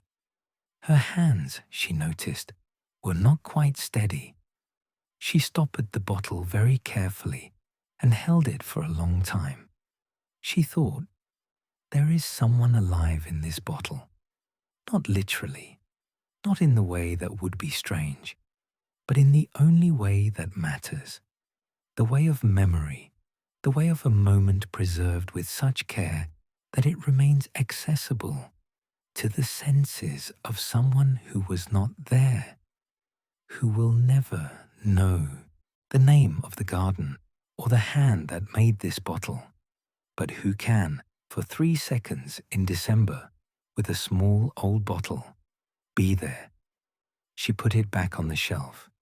She turned to the counter. She sat down and she wrote in her notebook for a long time, and the year ended and the new one began. The Thames in January did something that London talked about for years afterward.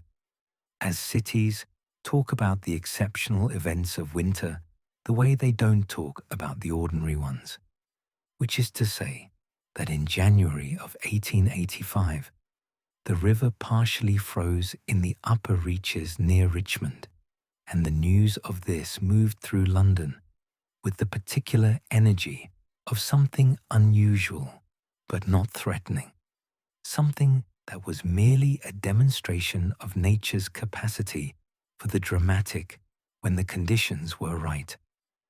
Nell went to the Embankment on the Sunday when the news was at its height and stood at the parapet and looked at the water, which was not frozen here, which was running cold and dark as always, but which had a quality she had not seen before in it, a quality of extra density, of water that had been very cold for a long time and was moving with the slight reluctance of something approaching its own transformation.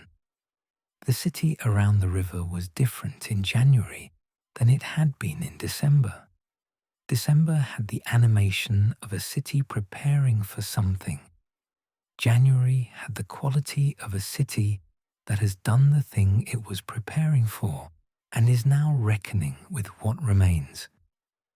The embankment was quieter, the pace of the few people present more deliberate, as if the new year demanded a reconsideration of speed. She leaned on the parapet and looked at the river and thought about the shop. She thought about the system that had been in place now for 3 weeks, and that was working in the way that things work when they have found their right form. Not perfectly, not without difficulty, but with the quality of genuine function, of two people contributing different things to a shared purpose and finding that the combination is adequate for the purpose, which is all that function requires. She thought about the symbol clusters in the notebooks, which she had now fully translated, and which she was holding in her understanding, like something fragile, waiting for the right moment to bring it to Isabel. Not yet. She did not know why. Not yet. She only knew that she would know when. The river ran cold and dark below the parapet. She stayed until her hands were cold inside her gloves, and then she walked back through the January streets to Jermyn Street, and the shop was warm, and Isabel was in her chair with the notebooks, and the gas lamps were lit, and the new year was proceeding in its measured way. The evening becomes morning blend, the one she had promised herself on the snowy December doorstep.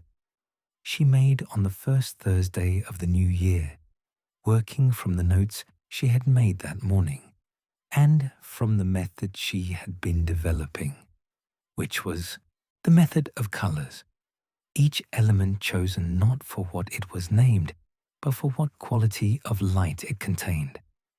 She had been thinking about it for 2 weeks, since the snow.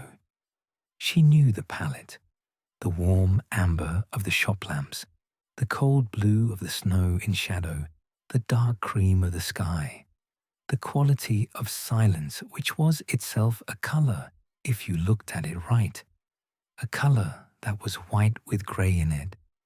She had the notes. She had the materials. She had, for the first time, something beyond the materials and the notes. She had 49 days of daily work in a room that smelled of this and nothing else. 49 days of her nose becoming educated in ways she could not precisely identify, but could feel in the increasing specificity of what it reported to her. She made no notes while making it. This was new. She had always made notes, had considered it essential. But the evening becomes morning blend required her full attention in both hands simultaneously, required a completeness of presence that she had not previously been able to bring to the marble slab, and she trusted for the first time that the attention itself would be sufficient, that the thing she was making would carry its method in its composition. She made it in 2 hours. She let it rest for 40 minutes. She opened it. The cold morning was there, and the warmth of the lamps, and the silence that was the color of itself, and underneath all of this, something she had not planned for, something that had come into the blend from somewhere she couldn't account for, a quality of threshold, of a moment between states, the precise moment she had stood in the doorway that morning, between inside and outside, before and after. She had not tried to put it there. It was there. She brought it to Isabel, who held it close and then stopped, as she always stopped. Then she said, "Describe it." Nell described it. Isabel was quiet for a long time.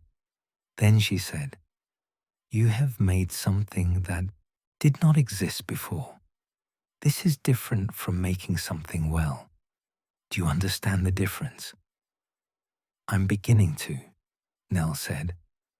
She came through the connecting door on an afternoon in the late January, when the shop was quiet, and Nell was alone at the counter with the notebooks, and Isabel was at the Royal Institution, attending a lecture on chemistry, which was one of the quarterly outings she made to maintain what she called the technical foundation, and which she attended alone and reported on briefly and precisely to Nell on her return. Prudence came in, looked at the empty counter chair, sat in it without invitation, placed her gloves carefully on the counter and said, "I should tell you the rest of it." Nell put down her pen. "The symbols in the notebooks," Prudence said. "You've found them." Nell did not ask how she knew. "Yes," she said. "I know what they are because she told me, a long time ago. She needed to tell someone." Prudence looked at her gloves. His name was Henri. He was a sailor from Toulon, which is how she knew him. She was in Grasse. He was sailing out of a port not so far distant. He was 26 when they married. She was 24. He went on a merchant voyage in 1857 to the eastern Mediterranean. The ship went down in a storm in the Aegean. There were no survivors. Nell waited. She had been in London for 18 years when that happened. She had built the shop. She had built everything you see. And she had no way to send what she needed to send. No way to tell him, wherever he was, everything that she would have said if she had known it would be the last chance. People often don't know until too late. Prudence looked up. She wrote the letters in the margins of her work, because the work was what she had, and it was what continued, and it was where she was, every day, for the rest of the time. She put the letters where she spent her life. She put them in the thing that was most her, the thing that was most alive in her, so that he would know, if he could know anything, that he was there in it. Nell sat with this. The shop was very quiet. The gas lamps hissed their small, continuous note. "She has never read them again," Prudence said. "She wrote them, and she left them there, and she continued. That is what she did." She picked up her gloves. "I think you should be the one to tell her you found them. When you are ready." She stood. "Not today." They went back to the Chelsea Physic Garden on a February afternoon when the cold was still very present, but the light had changed. Not warmer yet, not by any measure, but different in angle and in the quality of its intention. The light of a season that is still entirely winter in its temperature, but has begun to behave as if it has heard some distant rumor of spring and is considering its options. The garden in February was different from the garden in November. In November, it had been finishing its rest. In February, it was beginning to prepare for the end of rest, the difference being subtle but perceptible to someone who had been paying attention to a garden for 4 months. In certain beds, there were the earliest possible signs, a crocus or two, very small and very deliberate, pushing through the cold soil as if they had a meeting to get to and were not going to let the weather interfere. The gardeners were out and moving between the beds with the particular purposeful activity of people who know what needs to be done and are doing it. Isabel walked with a slight more careful pace the February cold demanded of her joints, which she had mentioned once and not again, which was her way with difficulties. She moved between the beds, and name things as she had before, and Nell moved beside her and listened and made her pocket notes. But the naming this time was different, faster, more abbreviated, the naming of someone who is reviewing rather than introducing, checking rather than teaching for the first time. At the center of the garden, they stopped in front of a large old rosemary bush, grey-green and very still, and Isabel put out one hand and took a small spray of it and held it between her fingers without breaking it, without releasing the smell, just holding it. And she said, "This is my oldest material. I have used rosemary since the beginning. I use it in 7 of my current blends. It means something specific to me that I have never explained to anyone." She let go of the spray. "Remembrance," she said quietly. "That is what it has always meant in the old language. For me, it has always meant what is kept." She moved on. "Come, I want to show you the bay." The rhythm of the new system had, by February, become so natural that Nell sometimes forgot it was a system at all and thought of it simply as how the work was done. Isabel describing, Nell verifying, both of them bringing to the work everything they had, which was different things, and together sufficient. The teaching continued, as it had always continued, except that the teaching now happened almost entirely through language rather than through demonstration, which was not a diminishment of the teaching, but was, in some ways, a clarification of it. "Explain to me," Isabel said one morning, "what the benzoin is doing in the blend you made yesterday. Not what it is doing." "It is holding everything else in place," Nell said. "It is like the bass note in a piece of music. You don't hear it as a distinct thing, but if you removed it, the whole structure would collapse. It is the warmth underneath the warmth, the thing that says, this is a place, not just a smell." Yes, a pause. "And if I asked you to remove it, then I would need to replace the function, not the ingredient, something else that anchors, not another benzoin note, another kind of anchor." "Such as?" "It would depend on the rest of the blend, what the anchor needed to say." She thought, vetiver might do it, if the blend were darker, sandalwood if it were warmer, oak moss if it were more forest. Isabel was quiet for a moment. "6 months ago," she said, "you would not have known any of those words." She turned to the notebooks. 14 months ago, I could not have had this conversation. I did not have someone to have it with." It was the closest she had come to saying something directly about what the arrangement meant to her, and she did not follow it or elaborate on it, but moved on to the next matter of the morning with the practical efficiency that was her characteristic mode. Nell wrote nothing in her notebook. Some things she had learned did not need to be written. The letter from Bristol about Dr. Whitmore's position had been followed in February by a second letter from her father, this one less about the position, which had, it appeared, been filled by someone else in any case, and more simply about the state of things. The patients, the garden beginning to prepare itself, his health, which was the health of a man of 62 who had never been seriously ill, but who was aware of the difference between 62 and 52. The small noticing of the body by itself that is not illness, but is something else, something that wants acknowledgement. She read the letter in her room and held it for a while before going downstairs. She thought about Bristol. She thought about the particular smell of the street outside her father's surgery.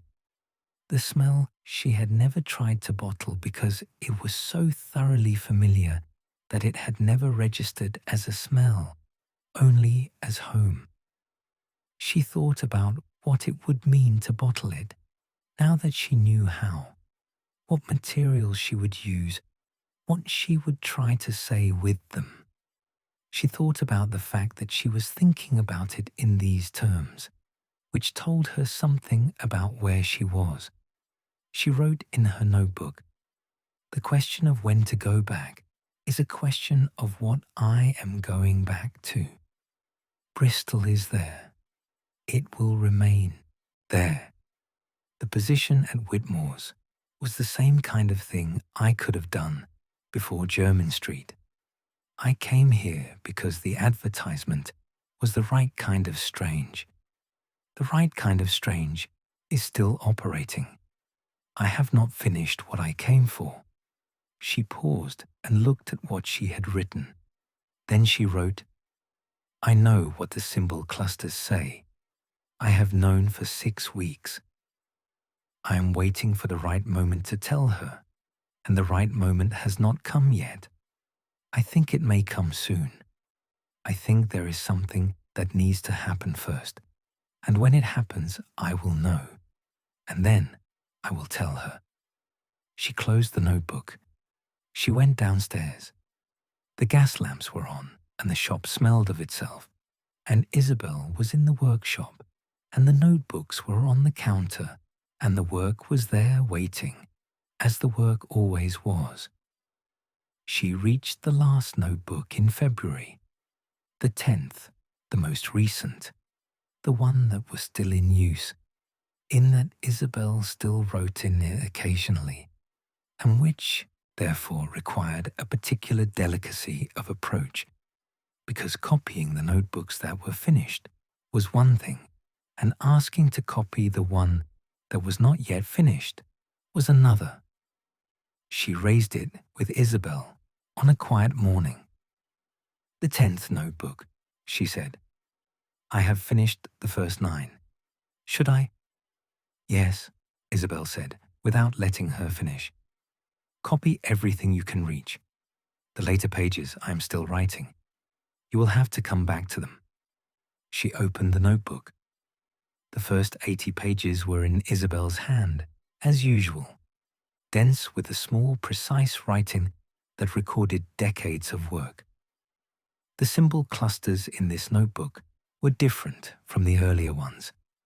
There were only 2, both in the margins of recipes from the late 1870s, and they were, she could see at a glance, different in character from the earlier ones, shorter, simpler, each one only 3 or 4 botanical marks rather than the 7 or 8 of the earlier clusters. At page 82, thus, writing changed.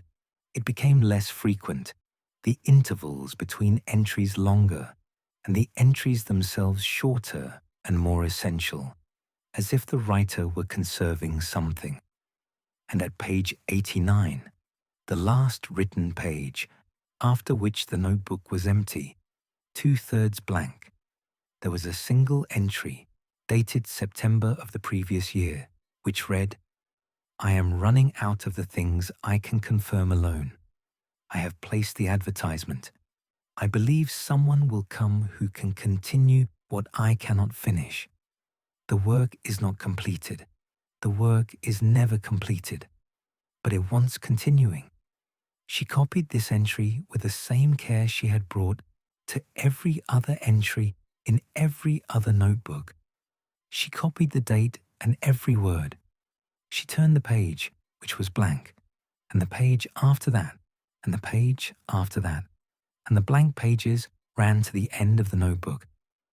She set her pen down. She looked at the blank pages. She thought, "This is what I am here for." Not to fill them. She had no such ambition, not in those terms, but to be the reason they can be filled. to be the thing that allows the work to continue past the point where one pair of hands and one nose are insufficient. She went to Covent Garden alone for the first time on a morning in late February, a Saturday, when Isabel had told her she would not be making deliveries this week, and Nell had found herself awake at 3:30, with the particular wakefulness that has no obvious cause, and that she had learned in these months not to fight, but to use. The market at this hour was as she knew it from the months of attendance, and yet different for being alone in it, because without Isabel's guiding certainty, she was required to navigate it on her own, which meant using everything she had accumulated rather than following a known path. She went to Thomas Garland's stall first, because Thomas was the beginning of the morning, and she found him there as always, his crates stacked and his stock arranged with the methodical care of decades, and he looked at her arrival without evident surprise. "On your own this morning," he said. "She isn't coming today," Nell said. "I needed—" She paused, because she wasn't entirely sure why she had come. "I needed to know I could do it." Thomas looked at her for a moment with his pale winter sky eyes. "You can," he said, with the same brevity with which he had said "you'll do" on the first morning, and it had the same quality of assessment that had decided something.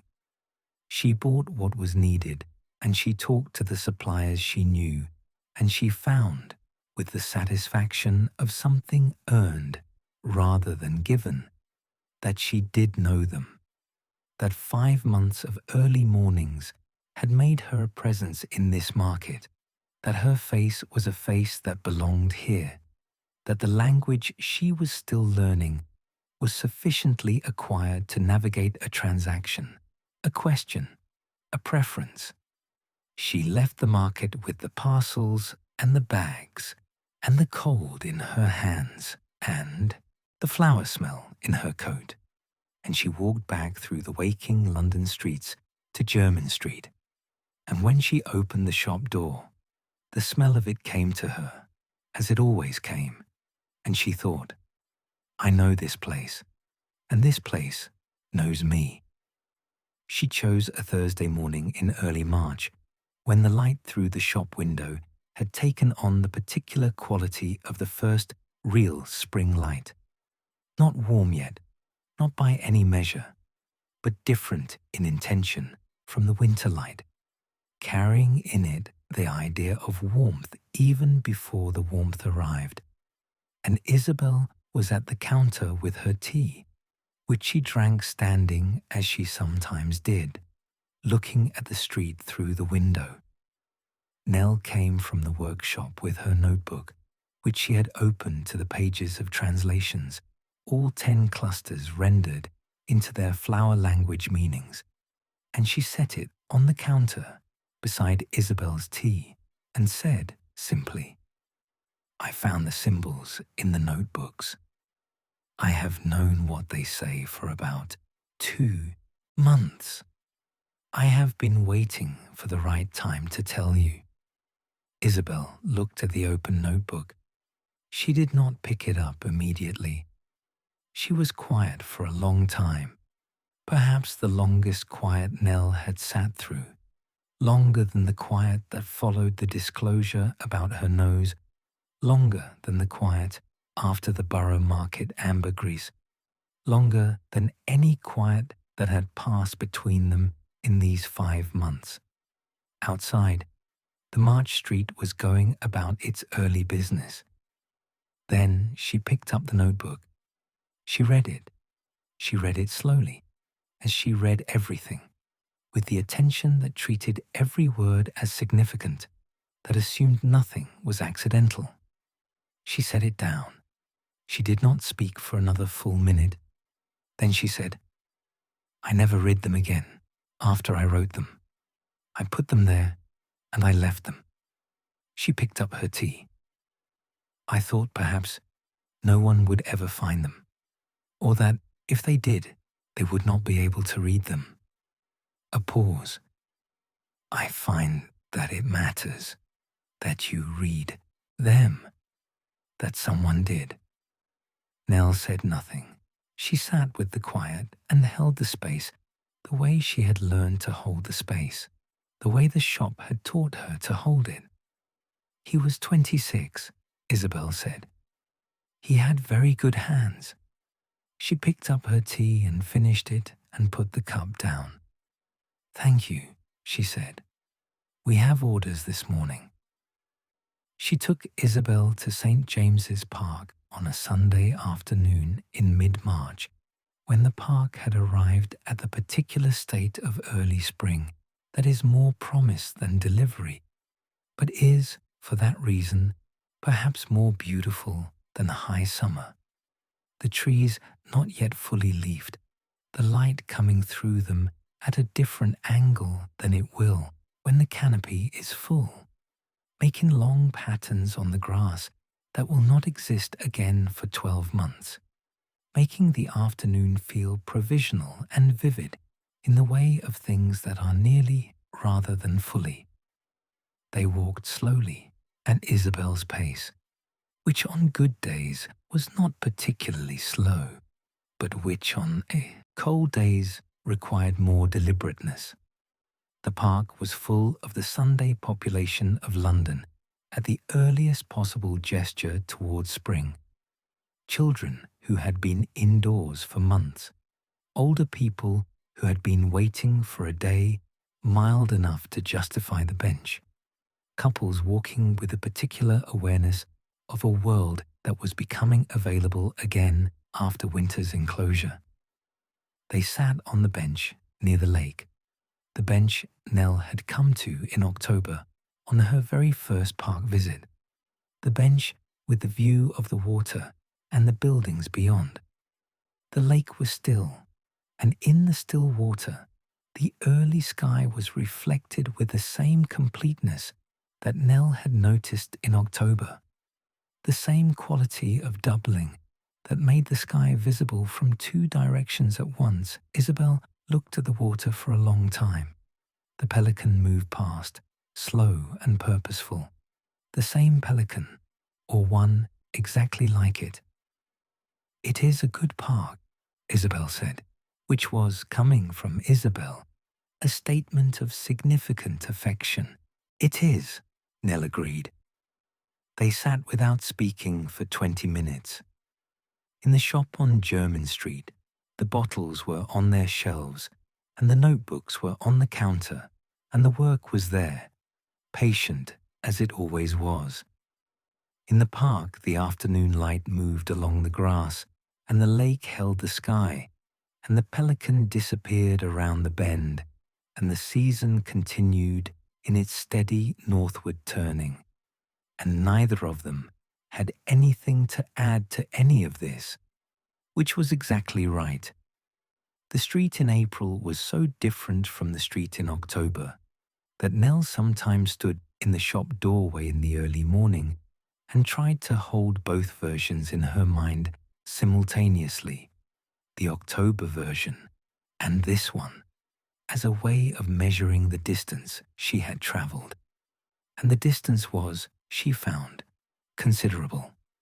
Jermyn Street in spring had the quality of a place that had been withholding itself through a long winter and had now decided to release. The light along the street in the morning had warmth in it, actual warmth, the warmth that makes surfaces alive rather than merely visible. The stone of the buildings was a different colour in this light, not the grey amber of winter, but something closer to honey, something that absorbed the sun rather than deflecting it. And the street itself, which had been quiet in the winter months with the particular quiet of cold, was louder now. More people, more movement, more of everything that a street does when the season is in its favour. She had been here for 6 months. 6 months, she thought, standing in the doorway with the morning light on her face, was a very short time in the history of number 14, which had been here for 33 years, and a very significant time in her own history, which was only 22 years long, and had therefore been altered by this half year in proportion to its total length. She was not the person who had knocked on this door in October. She was not a different person exactly. The essential elements were the same: the noticing, the notebooks, the way she moved through the world. But the essential elements were arranged differently, were making different things from the same material. She thought about the blend she was going to make. She had been thinking about it for 2 weeks, letting it develop in her mind the way she had learned to let things develop, without forcing, without prematurely fixing, allowing the shapes to find themselves before reaching for the materials. She thought it was nearly ready. She went inside and put the kettle on. Upstairs, she could hear Isabel beginning to move, the particular sequence of sounds of a person rising and beginning their morning, sounds so familiar by now that they formed the background of her own mornings, the way the gas lamps and the shop smell formed the background of the working day. She made 2 cups of tea. She put one on the counter for Isabel and took the other to the workshop and opened the notebook to the page she'd been working on for 2 weeks. She read what was there. She picked up her pen and wrote one more line. Yes, she thought, tomorrow.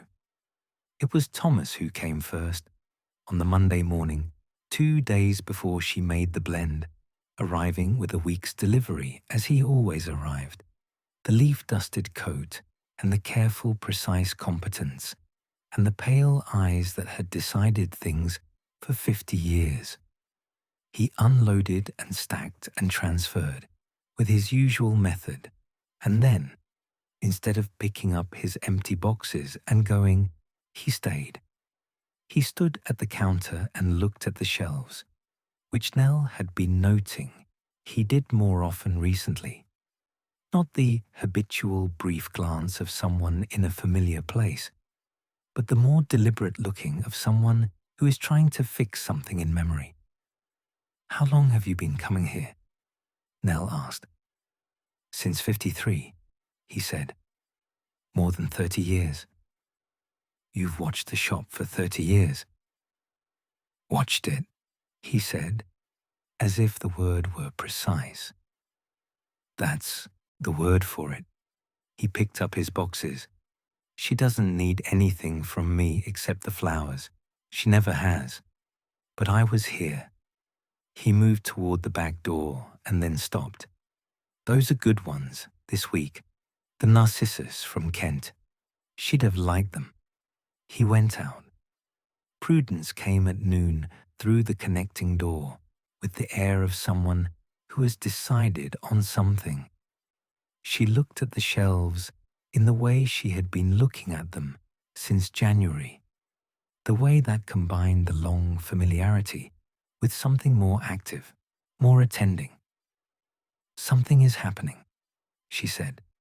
It was not a question. Something is happening, Nell agreed. Isabel came from the workshop. The 3 of them stood in the shop. The perfumer who had built it, the neighbour who had watched it be built, the young woman who had come to it from Bristol 6 months ago and had not yet left. And the afternoon light came through the single window and lit the bottles on the shelves. All of them, all the decades of them, amber and green and pale gold. And the shop smelled of itself, which is to say, it smelled of all of them, and none of them, and something that was larger than any of them, and smaller than all of them together. She rose at 5 on Tuesday morning and went directly to the workshop without lighting anything except the single oil lamp she kept for early mornings. And in its pool of warm light, she laid out the materials she had selected over the preceding 2 weeks with the deliberateness of someone who has been deciding something for a long time and has finally decided. She did not use the color method this time, not because the color method had failed her. It had not. It had served her faithfully for 6 months, and she expected it would continue to serve her for years to come. But because this particular blend seemed to require something different, seemed to require the method she had first glimpsed on the evening of the snowy doorstep.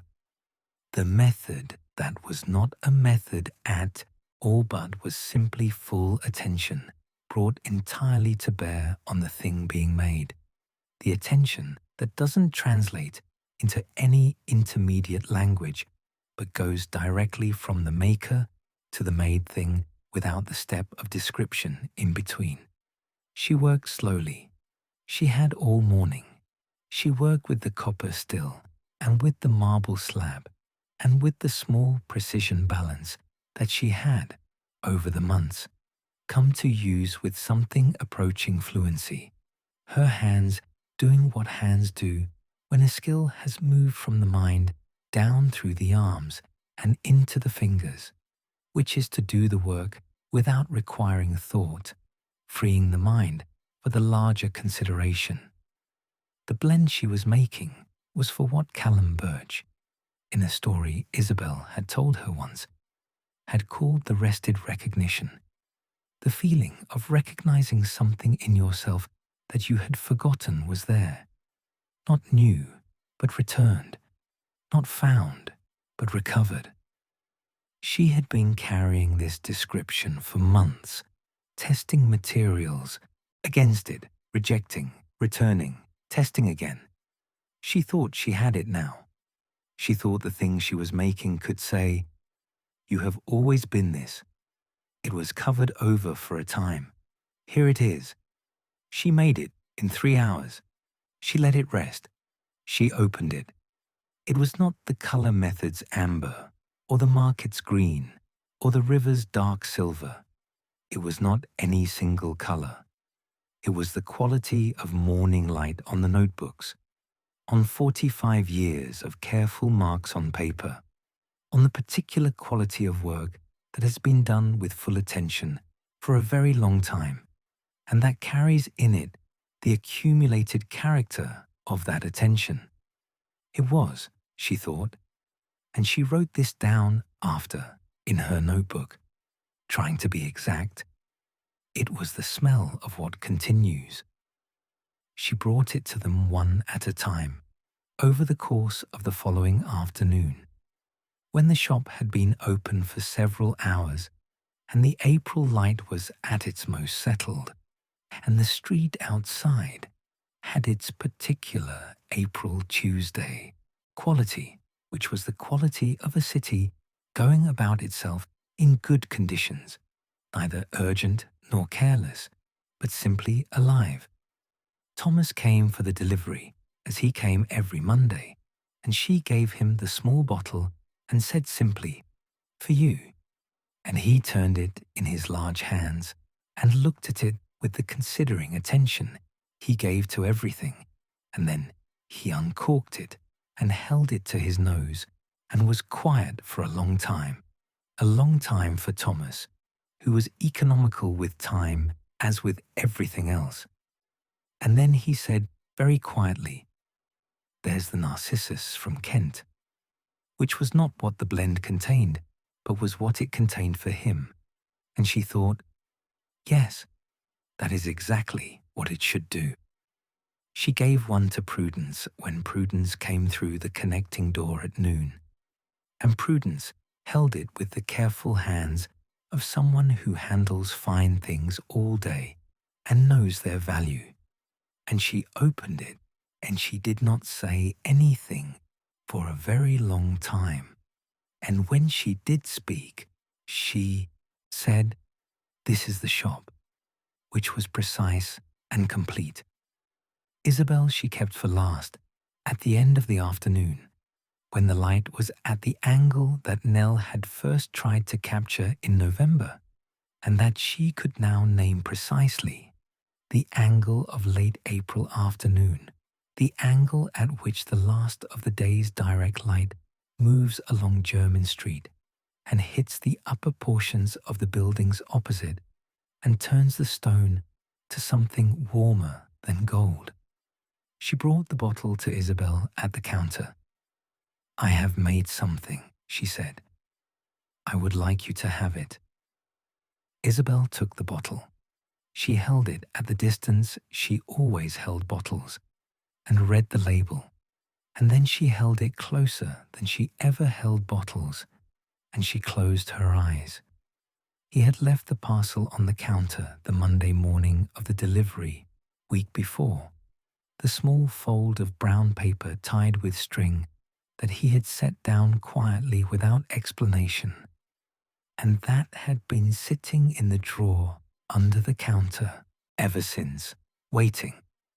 Nell had been waiting too, with the patience she had developed for things that would explain themselves when the time was right.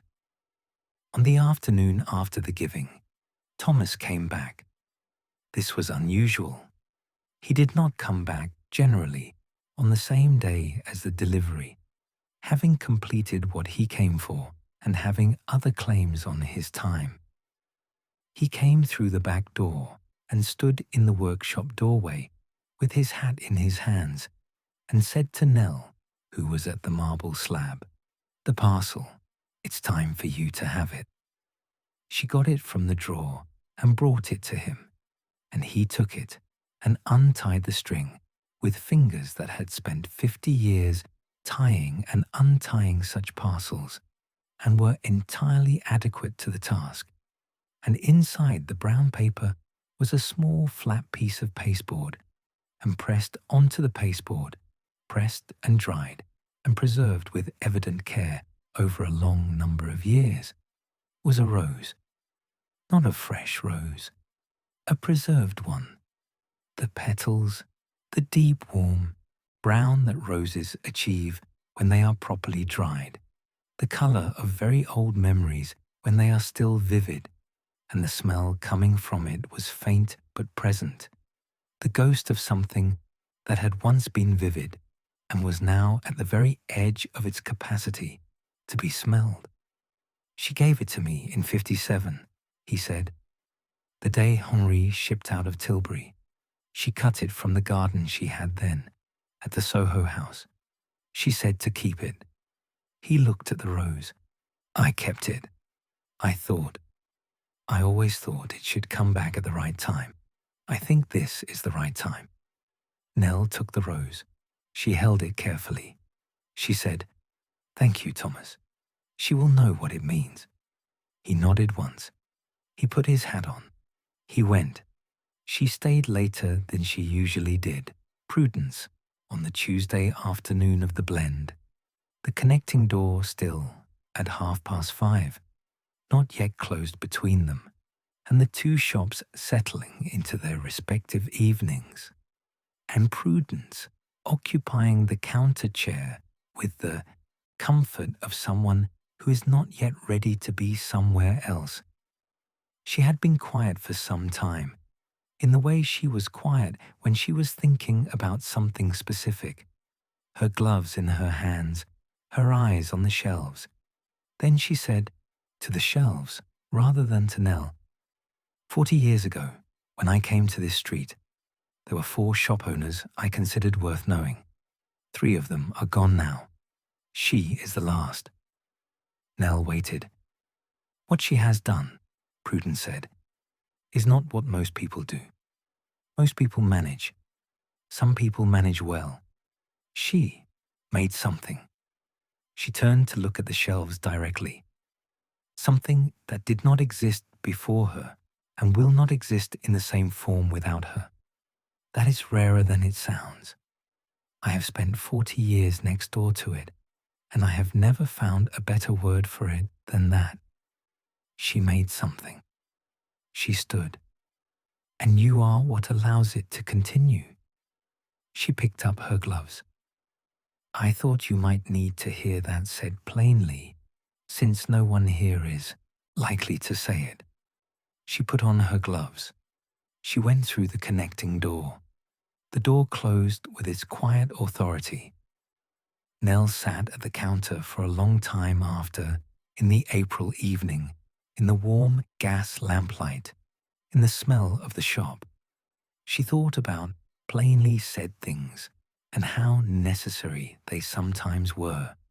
She thought about the word continuation and what it meant in practice, what it required and what it gave. She thought about the blend on the shelf with the label she had not yet written, which she would write tomorrow, in the morning, in good light, with the pen she used for the things that needed to be exactly right. She brought her the pressed rose on a Wednesday morning, simply, without announcement, placing it on the counter beside Isabel's tea and said, "Thomas kept it. From 57. He said the time was right." Isabel looked at the rose for a long time before touching it. Then she lifted the pasteboard, very carefully, with the care she brought to the oldest and most fragile materials in the shop, and she held it in both hands, and she did something that Nell would hold in her memory for a very long time. She brought it to her nose. She brought the pressed rose, which was 45 years old, and preserved, and barely smelling of anything at all, barely, at the very limit of what could be called a smell. And she held it directly at her nose, and she closed her eyes, and she breathed. She stayed there for perhaps 30 seconds. Nell did not move. The shop did not move.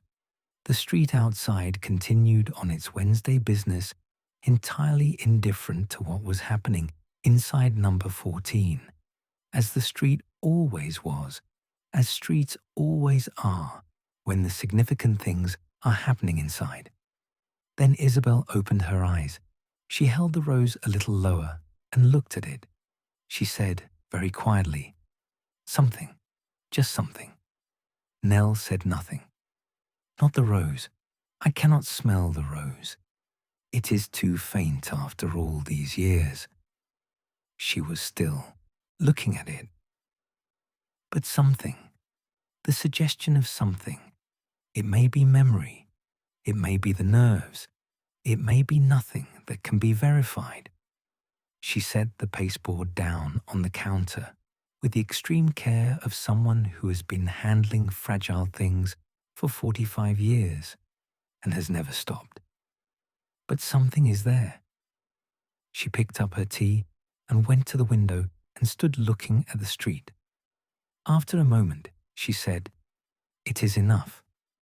She wrote it on Thursday morning, as she had planned, in good light, the April morning at its best, the light coming along the street and into the shop at the angle she had first tried to bottle in November and had by now fully understood, the angle that she would always think of as the angle of this shop in this season, the angle of her particular year here. She had the pen she used for labels, not her usual pen, which was her working pen, but the smaller one with the finer nib that she had bought at the stationer's in Piccadilly in January for exactly this kind of precision. She had the blank label. She had the bottle, which was on the counter before her. She had, in her mind, what she was going to write, which she had known for several days and had not yet committed to paper, because the moment of commitment was a significant one, and she had wanted to bring to it the quality of attention it required. She thought about 6 months on Jermyn Street. She thought about the notebooks and the symbols and the pressed rose, and the system that had become second nature, and the blend she had made that contained what continues.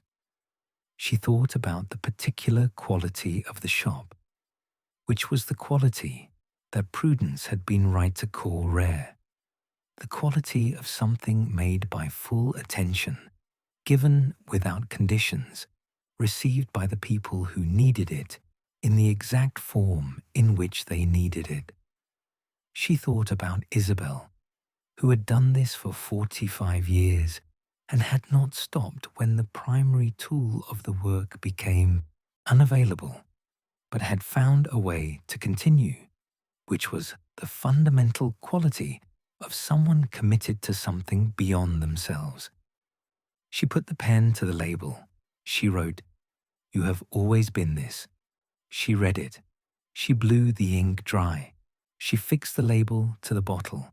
She held the bottle in the morning light and read it again, and it said what she had meant it to say, which is all that any name can do, which is enough. She opened the last notebook on a Friday afternoon, the 10th notebook, the last one, the one with the blank pages that had been waiting since September of the year before, and she turned to the first blank page and she read one more time the last entry in Isabel's hand.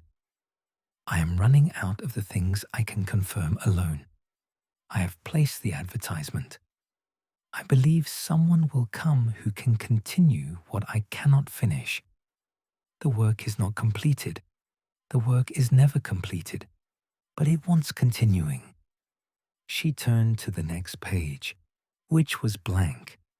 She wrote at the top, April 17th, 1885. Below the date, she wrote the name of the blend she had made in January.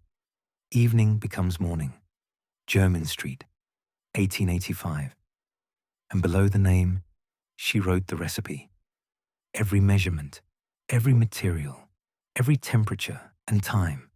She wrote it as Isabel had taught her to write recipes, precisely, completely, without omission, as if the person who would need to use it had never made anything before and needed every step to be explicit. When she finished, she put the pen down and looked at what she had written. It occupied one full page of the notebook.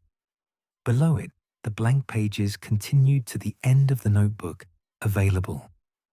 Isabel came from the workshop and stood beside her and looked at the notebook and read the recipe, which took perhaps 2 minutes in Isabel's methodical way.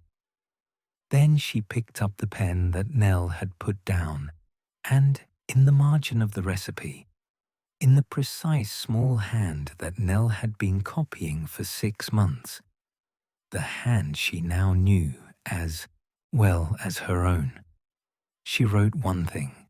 She wrote, "This is correct." She put the pen down. She went back to the workshop.